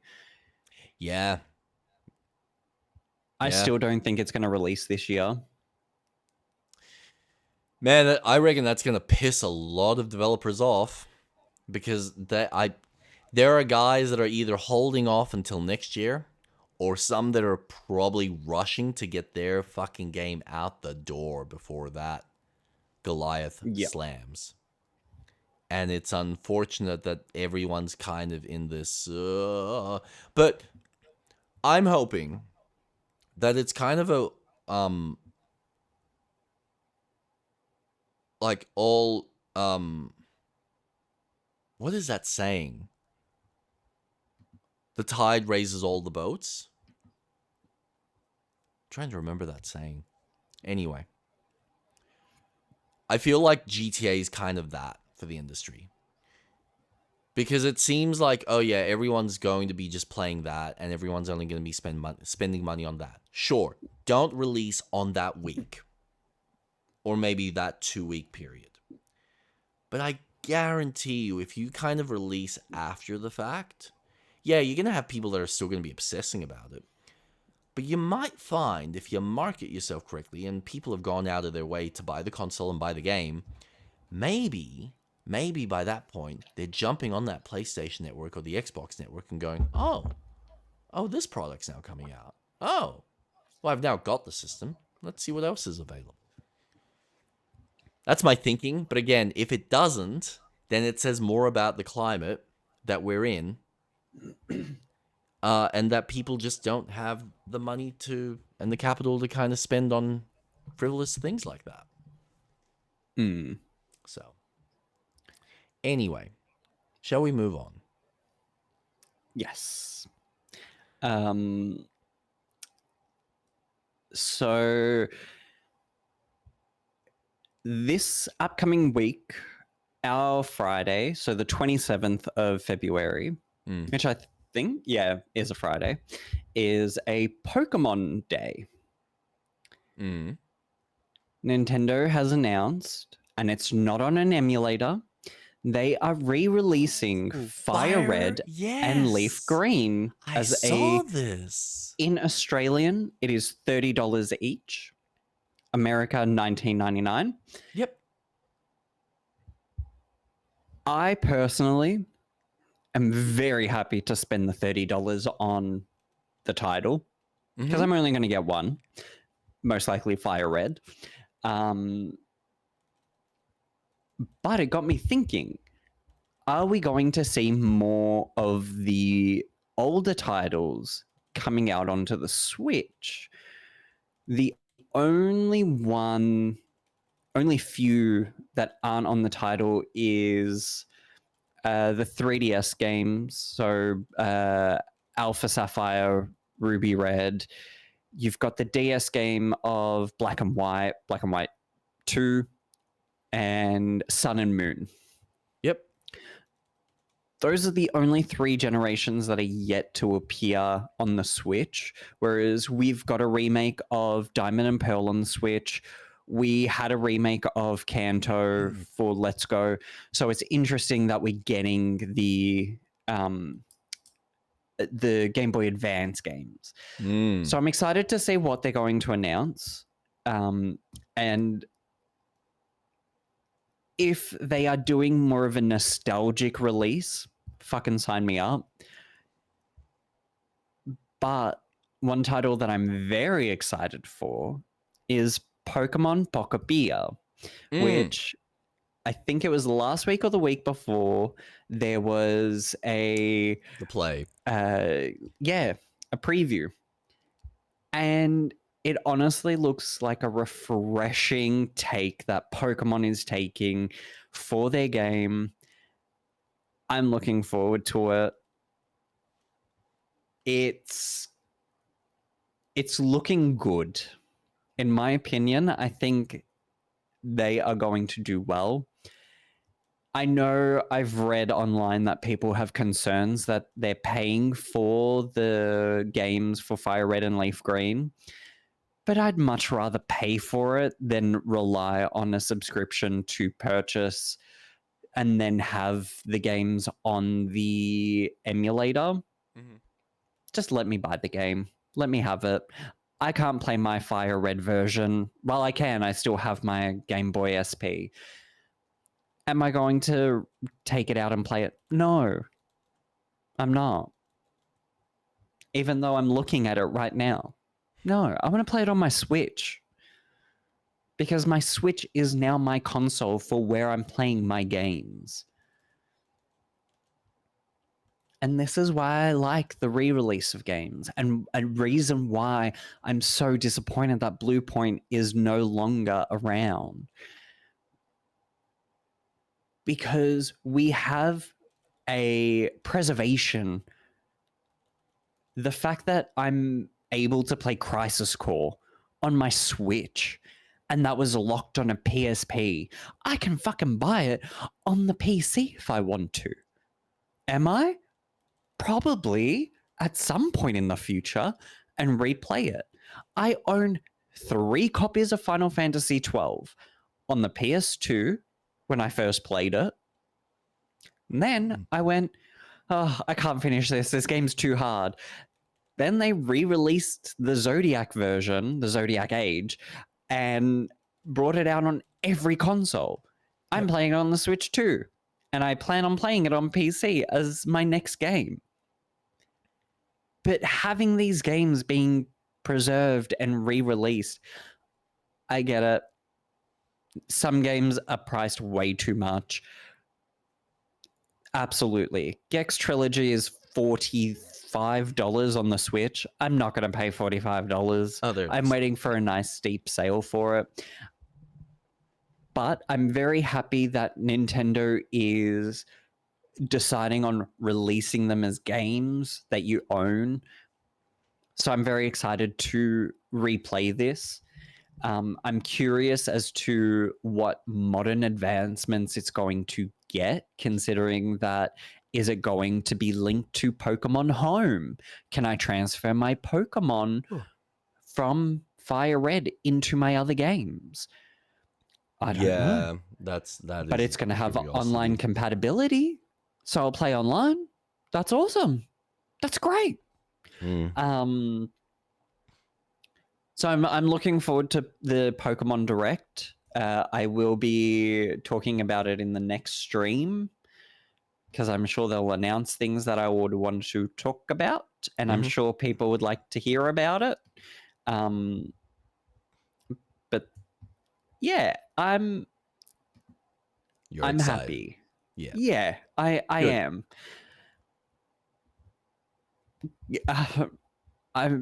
Give me more. Yeah, that's fair. It's such a like, I'm so involved in the mechanics. I know how to play them, and you can't go wrong with the OG. Am I expecting Pokemon Crystal I forgot, Heart Gold and Soul Silver, a remake that was made on the DS? Are they going to remake it? I still think that Nintendo as a company should have made a peripheral that you could connect a second screen to the Switch too, so then you could emulate a DS game. Man, 100%. that system, unfortunately. So like when I think about some of these consoles and some of these games, so that, the Wii, the Xbox Connect, they're like these very unique experiences that replicating them is going to be a fucking pain in the ass, because you need to either be a super nerd and go out of your way and spend the money and see if you can hunt down the tech so that it can work on modern TVs and modern systems, or you're looking at other companies who, you know, theoretically have chosen to invest in making like an alternative version of this type of device. So the fact that you can buy like the cheap Chinese little consoles that will have a dual screen that you can then emulate the DS. Yep. But it's not a DS, so it's kind of a fucking... I can't buy a DS, so I can't play these games anymore. Tough titties. But I technically can, should I choose to do it in the unorthodox way, which is unfortunate. So yeah, game preservation is always a tricky one, because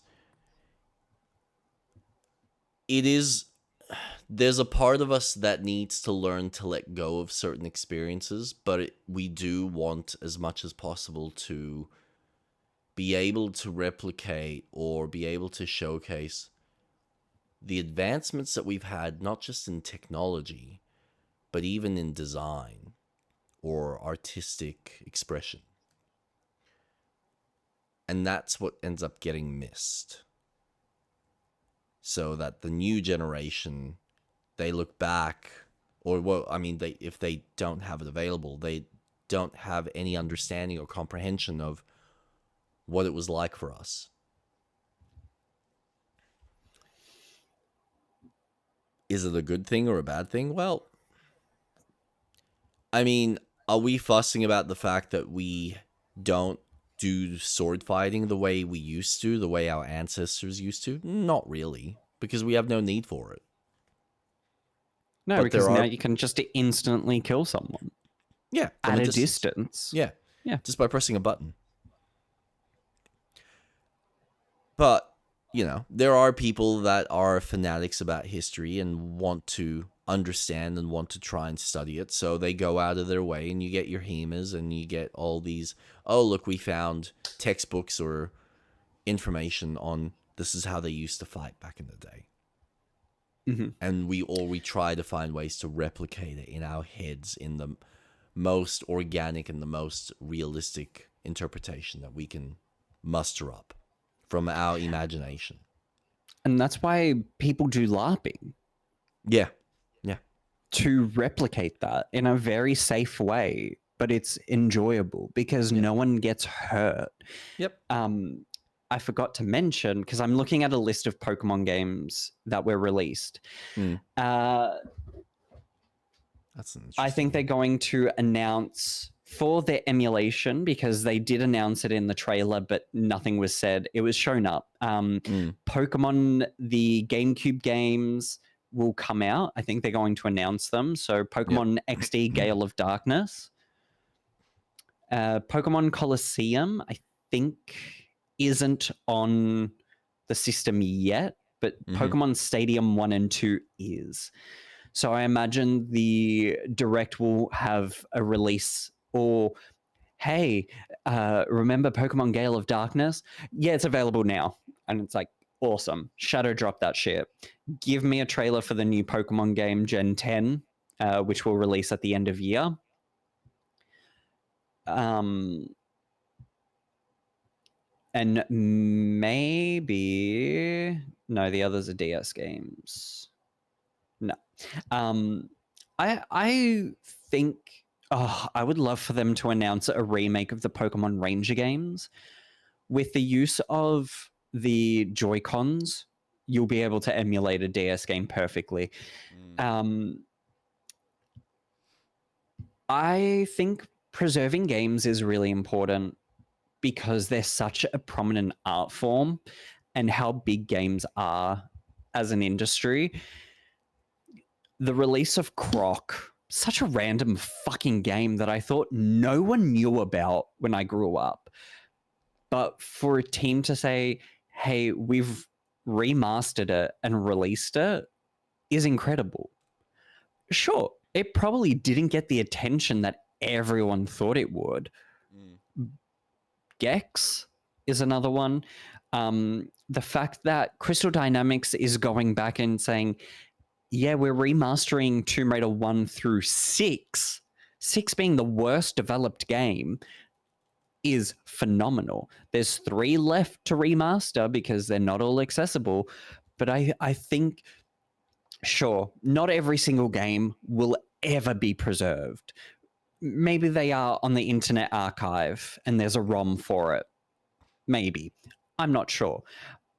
But it's preserving history. It's preserving art that exists. Yep. And I think it is important that, okay, if it's not accessible by modern mainstream consoles, then allow me to preserve it on my computer, because I know there's ways legally to play them. I'm always a fan of, when Demon Souls was announced, that's awesome. You're remaking a game that isn't accessible anymore.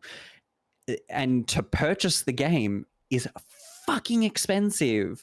Old games cost a lot of money. I've seen Heart Gold and Soul Silver sell for thousands of dollars on eBay. And that's astounding to me. So if Nintendo goes, okay, we're releasing these games for $60, amazing. I'm saving myself thousands of dollars.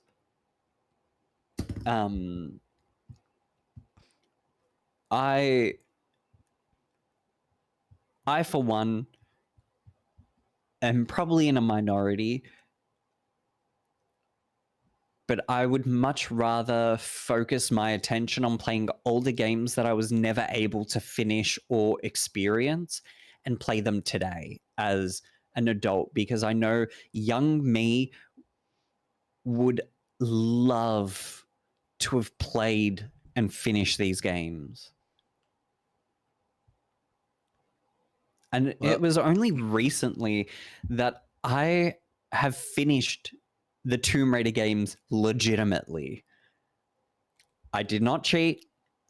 I didn't have infinite ammo like sure you didn't. I had you sat none there of that and you shit. jumped forward, you jumped back, you turned your body left 3 times, and then you jumped back in order to teleport into the next level. I did when I was younger. But experiencing the games, because my dad played 1 through to 4, or no, 1 through to 5 himself. Yep. On the PlayStation 1, Tomb Raider 1, 2, and 3 had level select, and once you finished the game, you had unlimited ammo, so you could go back, play the game essentially on New Game Plus, and play the games with no real concerns. I just played my favorite level. I never played it from the first level to the final level and saw the credits. I only went to specific levels, played them, and then finished and was like, oh, I've done the game.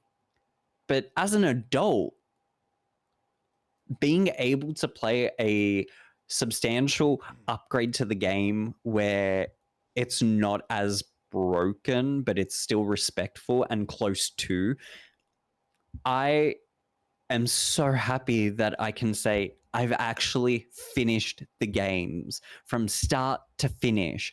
I finished 4 by myself. It was a huge thing for me when I did. And I don't want to tear up. Oh, I'm getting slightly emotional because of the relationship. Yeah.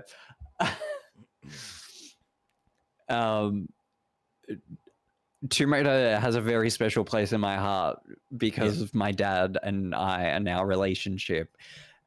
We're a lot closer now, but growing up we weren't as close.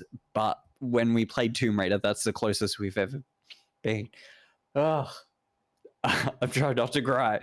And it's good that you had a really positive experience with that. I think it's kind of how I treat Star Wars with my father, but honestly, I think I've grown out of that, and I've just associated a lot of that stuff for myself. But I don't necessarily have the same relationship with my father that you have with yours. And I'm okay with that. I think I've just grown out of the need for a relationship with someone who, unfortunately, is more concerned with his interests than ever considering what mine are. And that's fine. He lives in his world. No, but like the fact that you're bringing up nostalgia games. I mean, this is why we've had such an influx of some of these more retro inspired stores popping up in various places. And the fact that more people are looking at wanting to buy these games. Now, I don't think this isn't something that is unique to this particular period in time, because I reckon, again, you have a lot of people our age with disposable income that might be looking at all the newer stuff and going, I'm not connecting with it anymore. I want to go back and re-experience some of the stuff I used to play.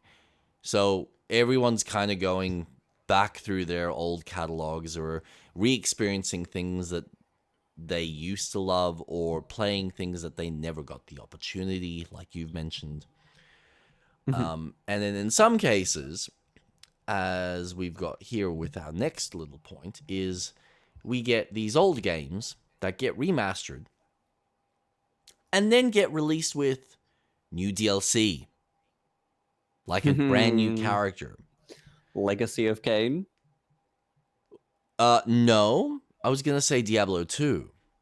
Ah, that was a point on mine. Did they up the price of Diablo to include the wizard? I actually don't know how that pricing was done. I don't even know if it's like paid DLC or if it's included in it. I know that they had the base game on sale. It's not anymore. It's currently $60, but let's have a look here. Does it have it as DLC? It looks like they've just incorporated it straight into the game. Because I'm not seeing a purchasable, piece of DLC. So that's, yeah. So then what's Reign of the Warlock? That's what they're calling it, based on the fact that it's the new character.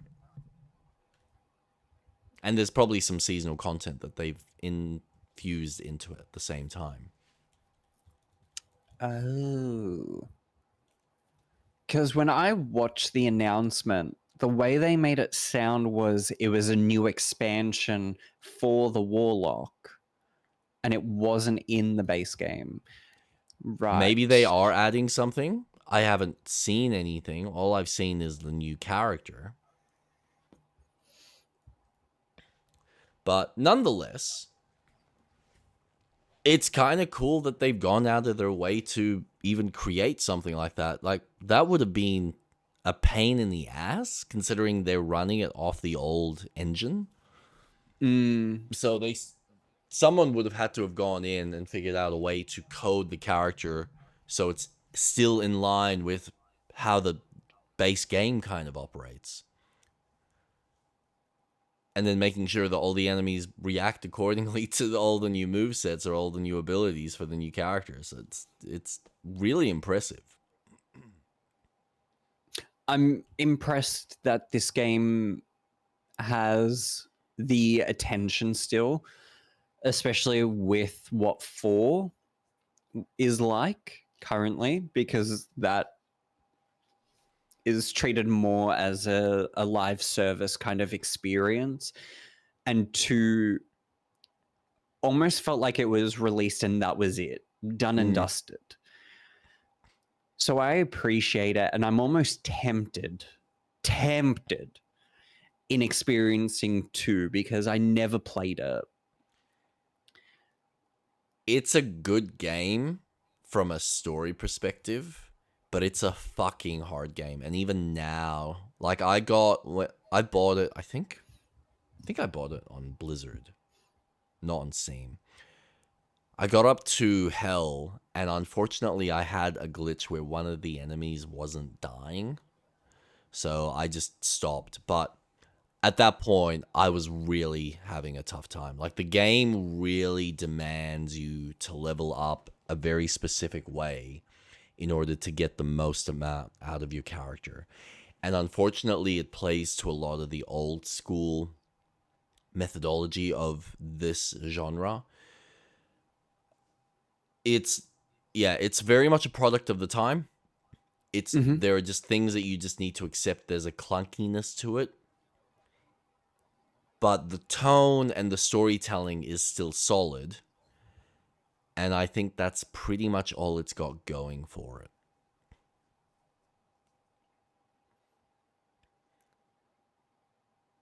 And the reality is, I think the reason it's still successful is because there's people of my age and ilk that fell in love with this game, played it for hours, haven't played it in God knows how long, and now they get to re-experience it again with a fresher coat of paint. And now you give them a new character, and they go, ooh, I can go back and continue playing this. Play it again. Level up a new character. See if I can get them to hardcore mode. Or get them to, hell, whatever the difficulty is, which I've never even gotten that far. Yeah. I think this is why I'm excited for No Rest for the Wicked, because I feel like No Rest for the Wicked is, in my head, the evolution of these games that we've needed. Yep. So I remember when you were telling me when you played Titan Quest 2, and you're like, there's just this stiffness about it. And I'm like, yep, I know exactly what you're talking about, because I've been having this issue with a lot of these games. And even when I played the... What is that the freemium game that's... You need to buy access to it. Path of Exile? Yeah, Path of Exile. Yep. So I played Path of Exile 2.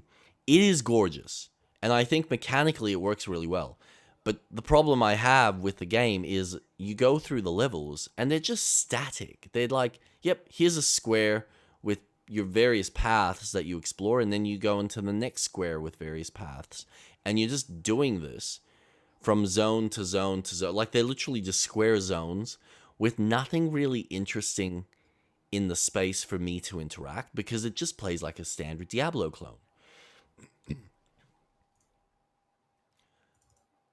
And that's probably all it needs to be. But then I compare it to No Rest for the Wicked, and I go, yeah, but now I'm going through a zone, and I feel like I've actually got urgency in how I'm exploring the space. I can jump up high, there's verticality, there's hidden treasures or hidden pathways that lead me to a completely different area that has no relevance to the main quest, but there's this boss over here that I can fight and encounter. And you change the bosses, so the encounter changes. I just, yeah, it's hard to play something old like that and go, yeah, it's fun, but it's now becoming mindless. As opposed to, well, no, you've got a new kind of form of design that's fresher, while still kind of playing to this style of action. We're just evolving it and giving it a little bit more pizzazz, a little bit more urgency to what you can do in the environment. Yeah. But yeah, if you are interested, just keep in mind, as you can see, it is a product of the time. Oh, absolutely. So. And that's another reason. Again, the preservation of these games. It's the game of its time. And I'm not expecting anything other than, well, this is it.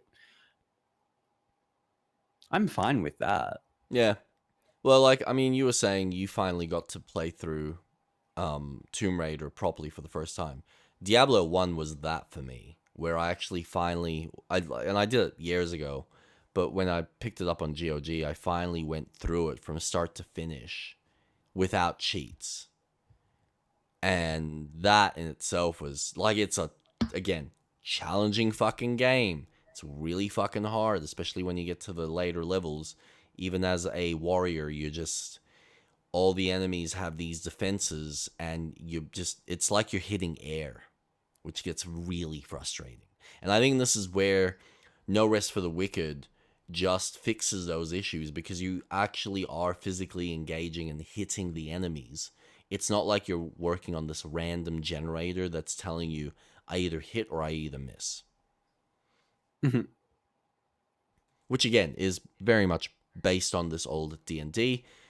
You're just not doing it on a dice roll and a turn-based. It's all happening live action, which is why these games became successful. We just don't need them to be like this anymore, because we can do better. And we have done better. So. Yeah. But yeah, I don't think there's really anything else I need to say about that. No. I think Diablo 2 released on Steam on the 12th of Feb. That's what it was. Yeah. So that's probably what. Okay. So this is a nice segue to another little note that I had from last week. So Blades of Fire. Have you heard about this? Blades of Fire. Sounds familiar. This was made by the guys that did the the third-person Castlevania games on the PlayStation 3. So this is finally getting a Steam release. And the way they've announced it was Blades of Fire 2.0.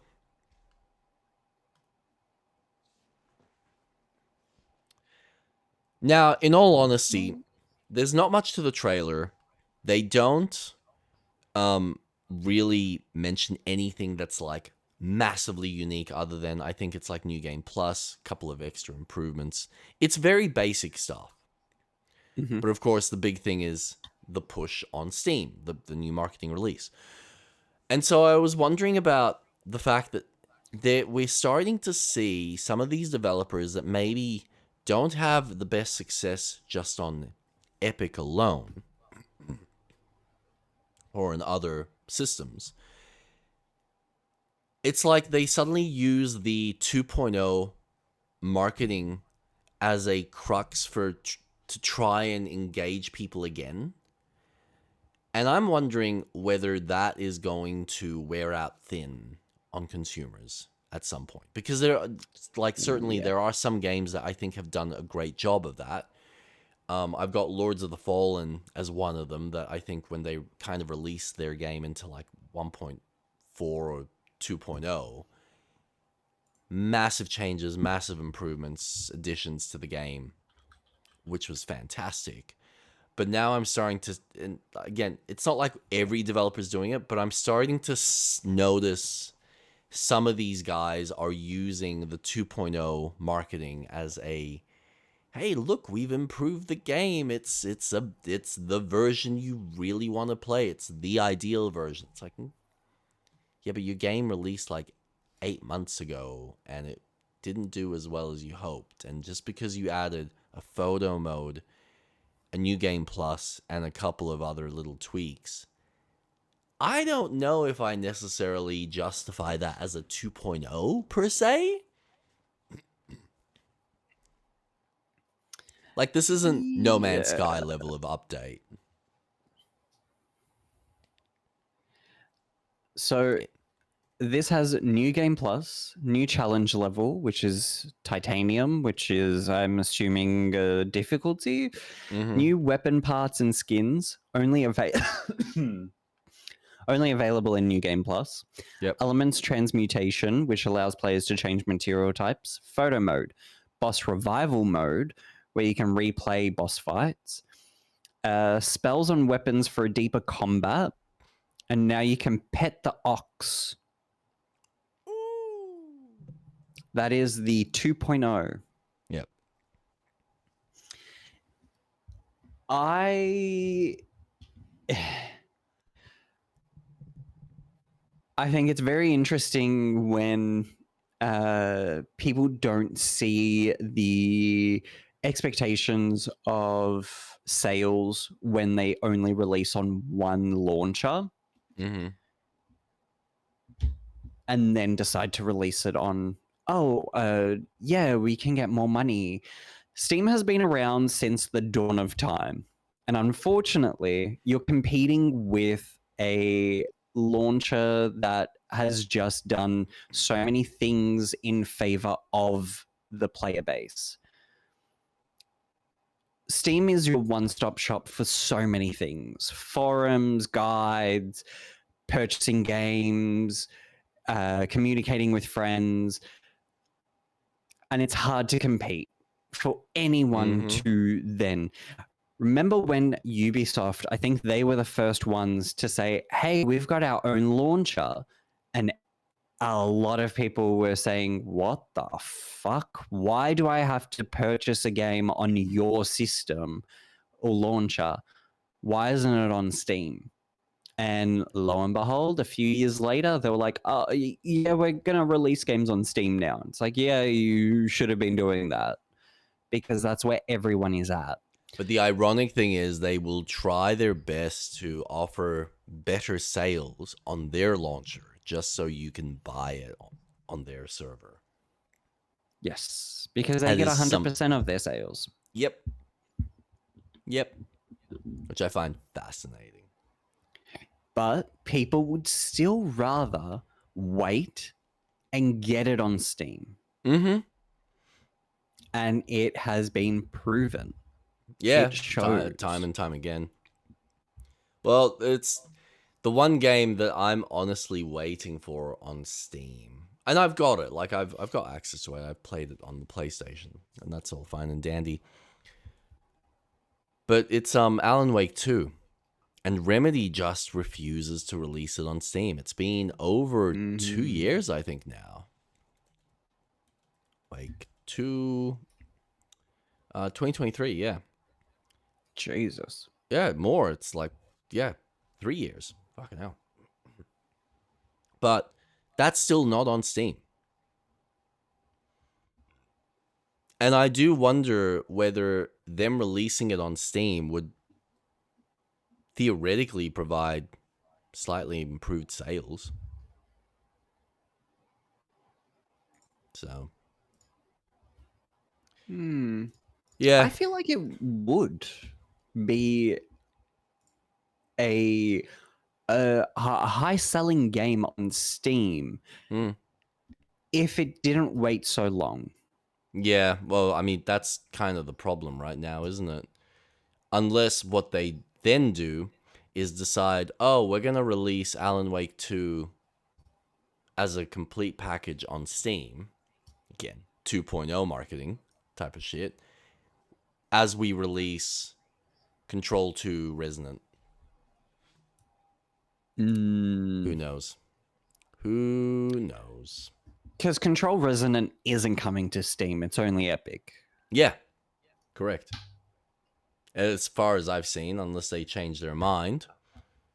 But, yeah, it's... I just don't see a big enough market on the Epic Games Store to justify your game to be just on that one launcher. Because people don't want multiple libraries. No, you're right. But I think you need to be realistic. And I think you should be ideally trying to sell your game on as many storefronts as possible. Because, like, right now, yes, it is unfortunate for some developers that Steam has a higher market share on PC. Whether that's going to be the case in 10, 20 years when Gabe is dead and theoretically Steam goes public, that's to be determined. But I think people need to be prepared that not necessarily having everything on one system is necessarily the best idea either. Because I do wonder whether, if Steam was to ever go public, how many of the features that we currently take for granted that we have for free will it be sold to us piecemeal in various services? Yep. So your cloud storage, yeah, you want that? Okay, pay $5 a month. You want access to all the different community controller outputs or like all the different walkthroughs? Cool, that's an extra service. We've implemented some AI features. Do you want access to that? Cool, that's an extra part of the service. Or that's part of some sort of subscription tier. And then, oh, you want the demos that we release? Yeah, so we've got certain demos that are out for free, but a bunch of the high premium quality ones, you got to pay the subscription for that.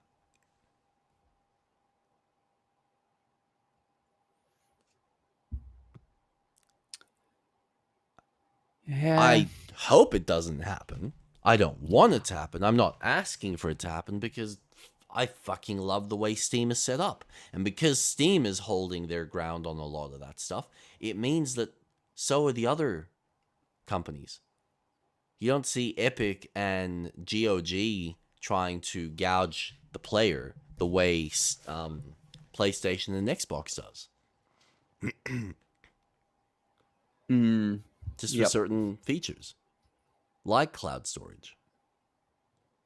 So, yeah, it's how long that's going to be available for no cost to the consumer, I have no idea. But the reality is one day, Steam is going to change.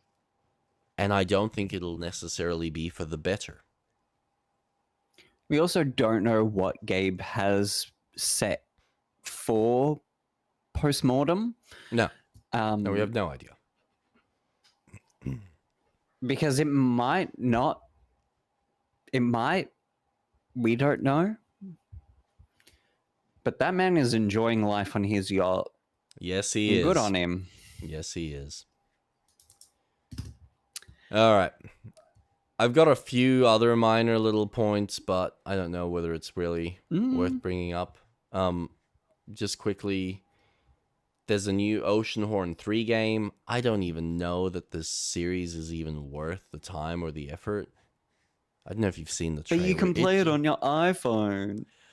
I look at it and I just go, I get you trying to be Zelda, but I don't even feel like you're being a fun version of a Zelda. The first one is good. The first one does play like a Zelda. And it's a really good homage. I have 2 on my Switch, and I have tried playing that game so many times, but it just does not play well. I know it's probably made by a smaller team with a smaller budget, but there's just something about this that I just kind of go, well, there's so many other games that I think do a far better job of. Enshrouded is a better game than this, and that's not even out as a 1.0. But that's kind of where I'm trying to get at, where if they're not really pushing the mark here, why is anyone even still spending the time playing it, other than, some sort of association with the first 2? If there is, I don't know. Maybe I'm missing something. Maybe there is still something here. But yeah, there's a clunkiness, there's a cheapness about the game. And it, visually it looks cool, but I think just from an animation standpoint, it's lacking some level of polish.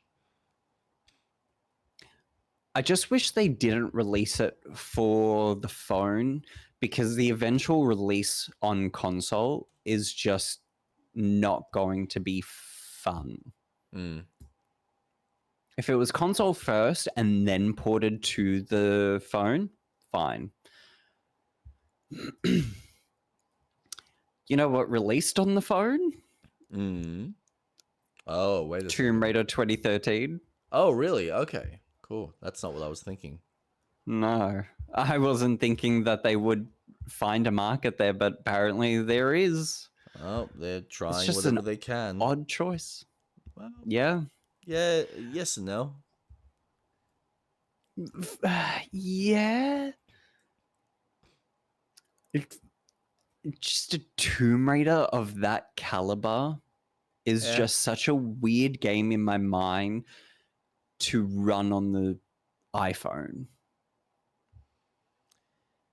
Well, they're trying to get visibility wherever they can, and considering most people have phones, they figured why not at least give it a try. If it doesn't work, all right, no It's a skin off game our from teeth. 2013. Yep. Phones have been capable of running that game fine. It's just weird. But We live in very weird times. oh, bizarre. But did you have more on this? No, that was basically it. What the hell? This is AI. Okay, whatever. Fuck it. Some of these AI videos are just nuts. Unless it's something else. I don't know. The only other thing, so recent Masters of Albion trailer looks amazing. I'm looking forward to it. I'm curious to see how it actually plays at this point. And the only other thing that I found Masters of fascinating, Albion. yeah, that's the Peter Molyneux game. Oh, yep. Yeah. 100%. Yes. Yep. And Starfield, or Bethesda, have announced that the next Starfield update is not a 2.0, but is just a basic update, maybe some tweaks, because the majority of the team have moved over to ElderScrolls 6. And I gotta admit, hearing about that, I was kind of saddened, because I know Todd put a lot of heart and soul into Starfield. I think it's a fun game, but I can recognize that it's not what people signed up for. It plays like every other Bethesda game. Here are 6 faction storylines, or like 5 faction storylines that you go through and you follow the standard rigmarole, and you've got some level of interactivity and, pliability to the world, and that's about it. And everything's cut up into these, little instances that you just load from one part of the level to the next. Because it has to be. Because every part of that game world is interactable, and it's tracking every single thing on the fucking RAM, so it needs to be able to know where it is in the space at any given time. Ugh. Yeah. I tried to enjoy Starfield. I tried to focus more of my attention to that world that you go to that's cyberpunkish. And I had to do a prison break. I had to break into the corporation, bullshit like that. Yeah. But I just couldn't see myself giving it more time than what I had already given it, because I felt like this game isn't going to be anything more. And it's such a shame that all of this work they've put into it is just pretty much done. Yeah. And it's such a shame because I love space. I think that's the awesome aesthetic.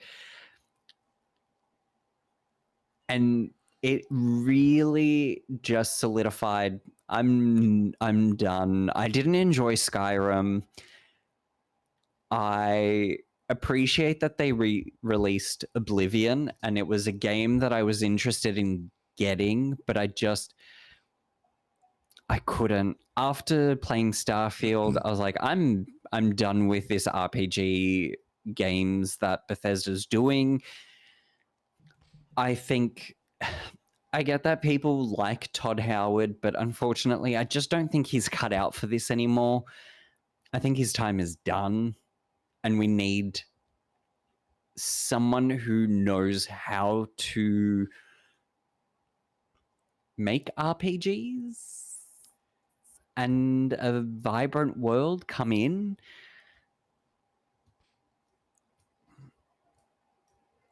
We've had Today in was weeks. the Aw, best Yap thanks. session we've had in Thoughtful. weeks. Oh, thank you. Look, I Bethesda's one of those companies. I think you either fall in love and you enjoy the way they craft their games, or you don't. There's a simplicity to it. I don't think it has the level of complexity from a story perspective, or sometimes even the character creation perspective.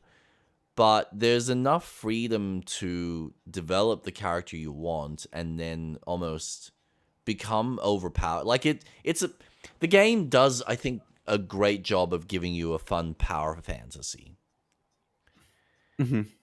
And specifically this game, where playing it multiple times enhances the power fantasy with the storytelling. How well that comes together, I don't know, because I've never really delved deep into the second and the third and the fourth playthroughs.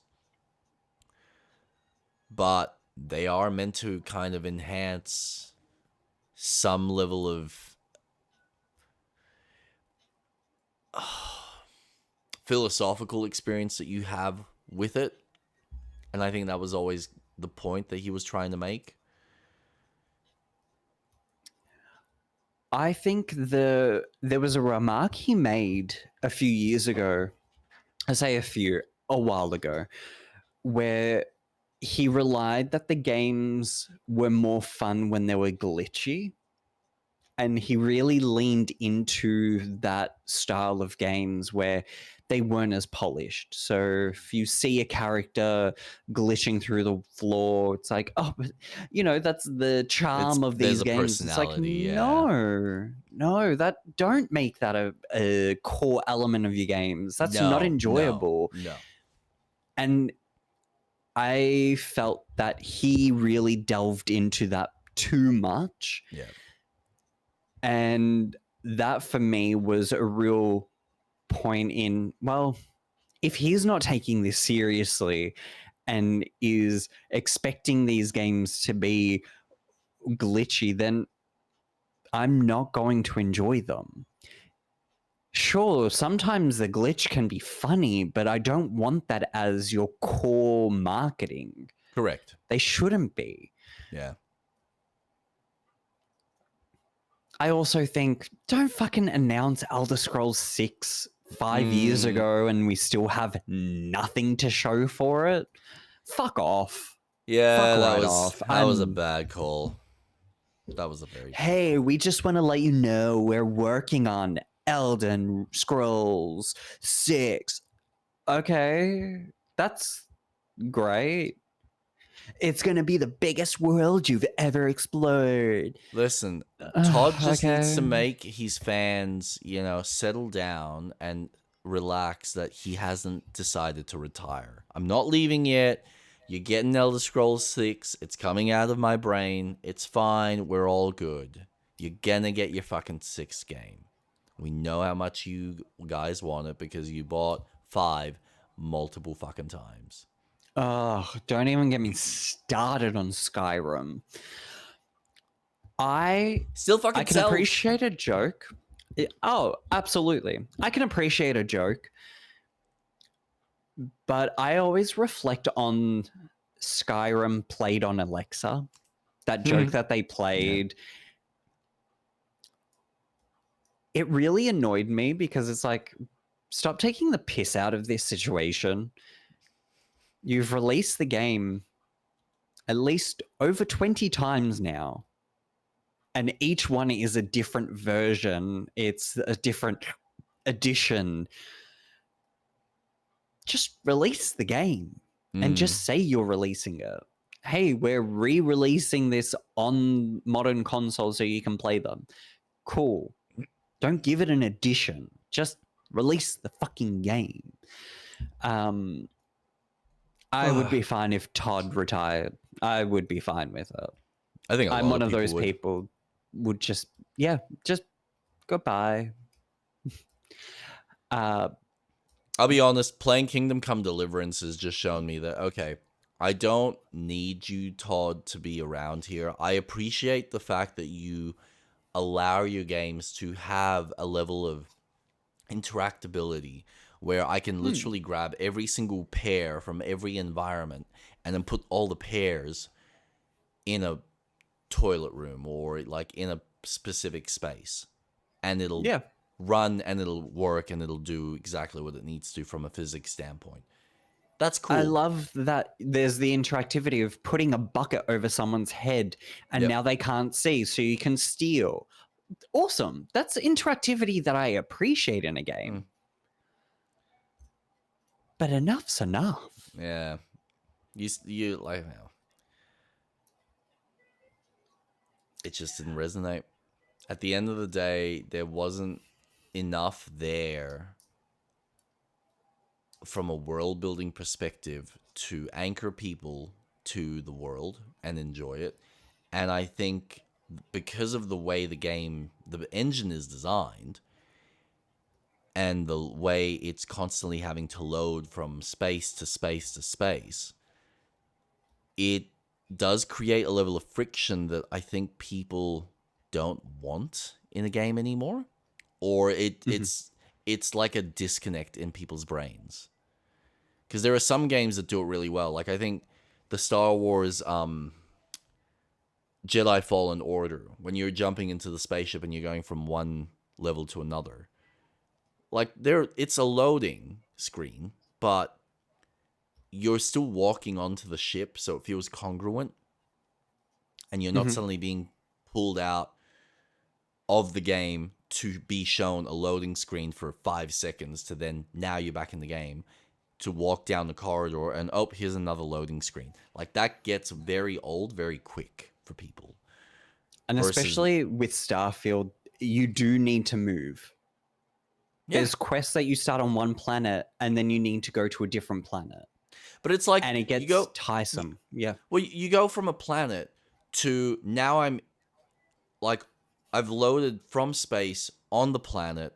Now I'm going into this building. Oh shit, no, I'm in the wrong building. Go back out, load. Now I'm outside. Now I go into the other building, load. Now I'm in, like, it's all of these very tight-knit play spaces, which again, you understand why they've designed it, but unfortunately it gets in the way of people's experience. And what people are used to with a lot of their games is, like The Witcher, I just walk into whatever space I want to explore, and I do what I need to do in it. And that's it. Like, we've been playing open worlds for so long that none of these open worlds are demanding us to go, we're going to have you load from outside to indoors, and then you are done shopping, so now you have to load back to the outside world.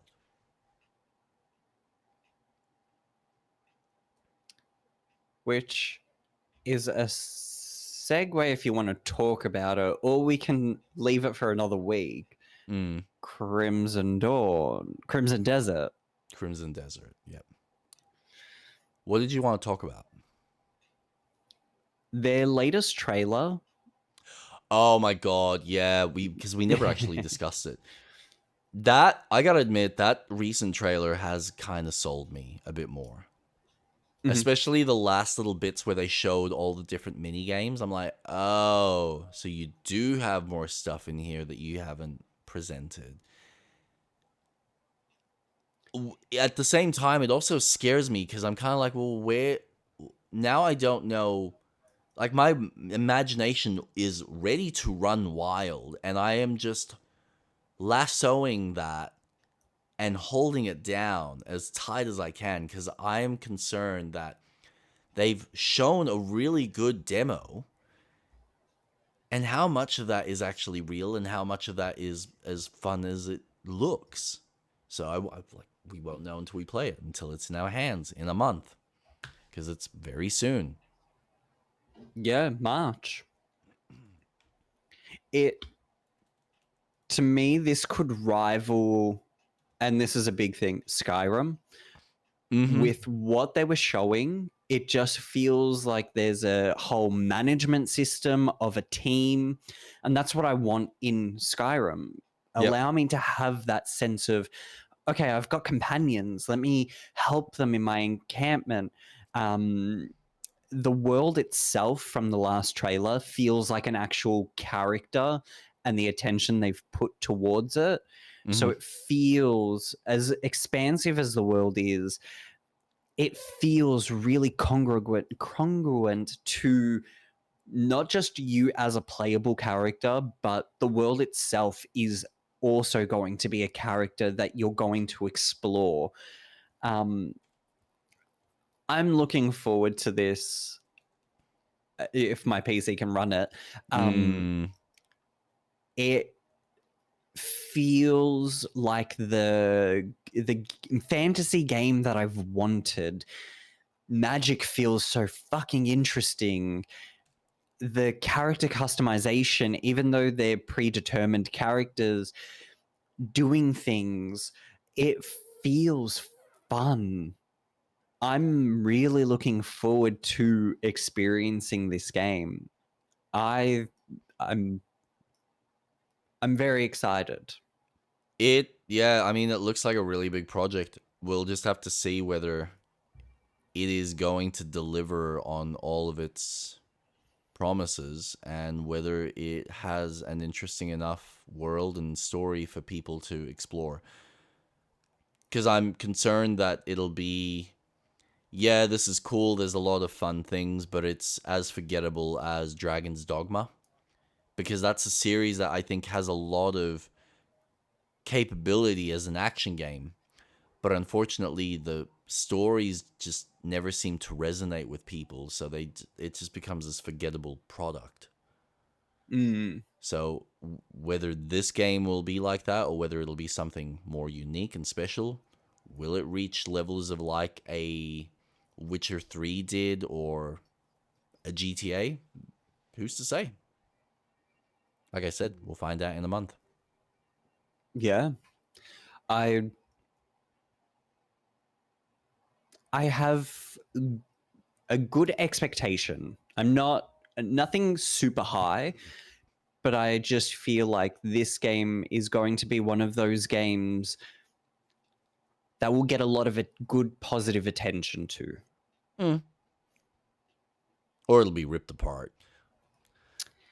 They're at least, this is the thing, they're at least trying to do something fun and unique. I am not going to buy it day one, but I will certainly keep my eye on it and see what the community says. Because I have been burnt before, and I will use Star Wars Outlaws as a perfect example of a game that I thought maybe there's something here. Played it and realized, oh no, there's actually nothing. It's as shallow as it looks from the outside. This obviously doesn't look like that, but it might very well be. We don't know. But, like, I mean, you pointed this out. The fact that you can pickpocket and steal shit from people, and you can talk to various people to get information, those are systems that in themselves allow for a fun level of flexibility and creativity that even Ubisoft doesn't have the balls to do. So yeah, it's exciting. It's exciting that we're getting a game like this outside of a AAA studio. Yeah, and I think that's the big shock for most people, because I think we're so used to, especially as Westerners, we're so used to seeing this only come out of like 2 or 3 big publishers. And yet this is a publisher we're not that familiar with. The last game that, was successful for them was an MMO that isn't anywhere on this level of scale and depth of detail. And they're making a single player game, not multiplayer. Like, wait, what's the catch? So we'll see whether there is one. Or whether they're just being legit and they've decided, no, we just want to really make a fully fleshed out world for people to explore and spend hours and hours and hours playing. Which, praise developers. You just need to praise them when they make something of this quality and it's that good. Let's cherish it, because honestly, stuff like this doesn't come around that often. No. Like, we have a fuck ton of games that come out on a daily basis, but something unique like this, something that's got a high budget production value and has a lot of flexibility in its mechanics, that's once in a blue moon. And the fact that we're theoretically maybe getting like 2 or 3 of these this year, that's fucked. Because it's like this, GTA, maybe Fable. I don't know. Maybe there's something else as well around the corner that we don't even know about. Who's to fucking say? So, yeah. We're eating well. As gamers, we are eating well. Oh, yeah. But yeah, I reckon we call it there. Yep. StreetRat, where can we find you? You can find me on Twitch and YouTube, StreetRat_Atlas. I play video games. Wednesday, I go live at 1 o'clock. And then Saturday, 7:30, co-streaming with Jake, playing cooperative games, currently playing Baldur's Gate 3. But where can we find you, Jake? You can find me streaming every Wednesday and Saturday on twitch.tv, /Jake_Starvik, or you can also find me on YouTube if you just type in Jake_Starvik.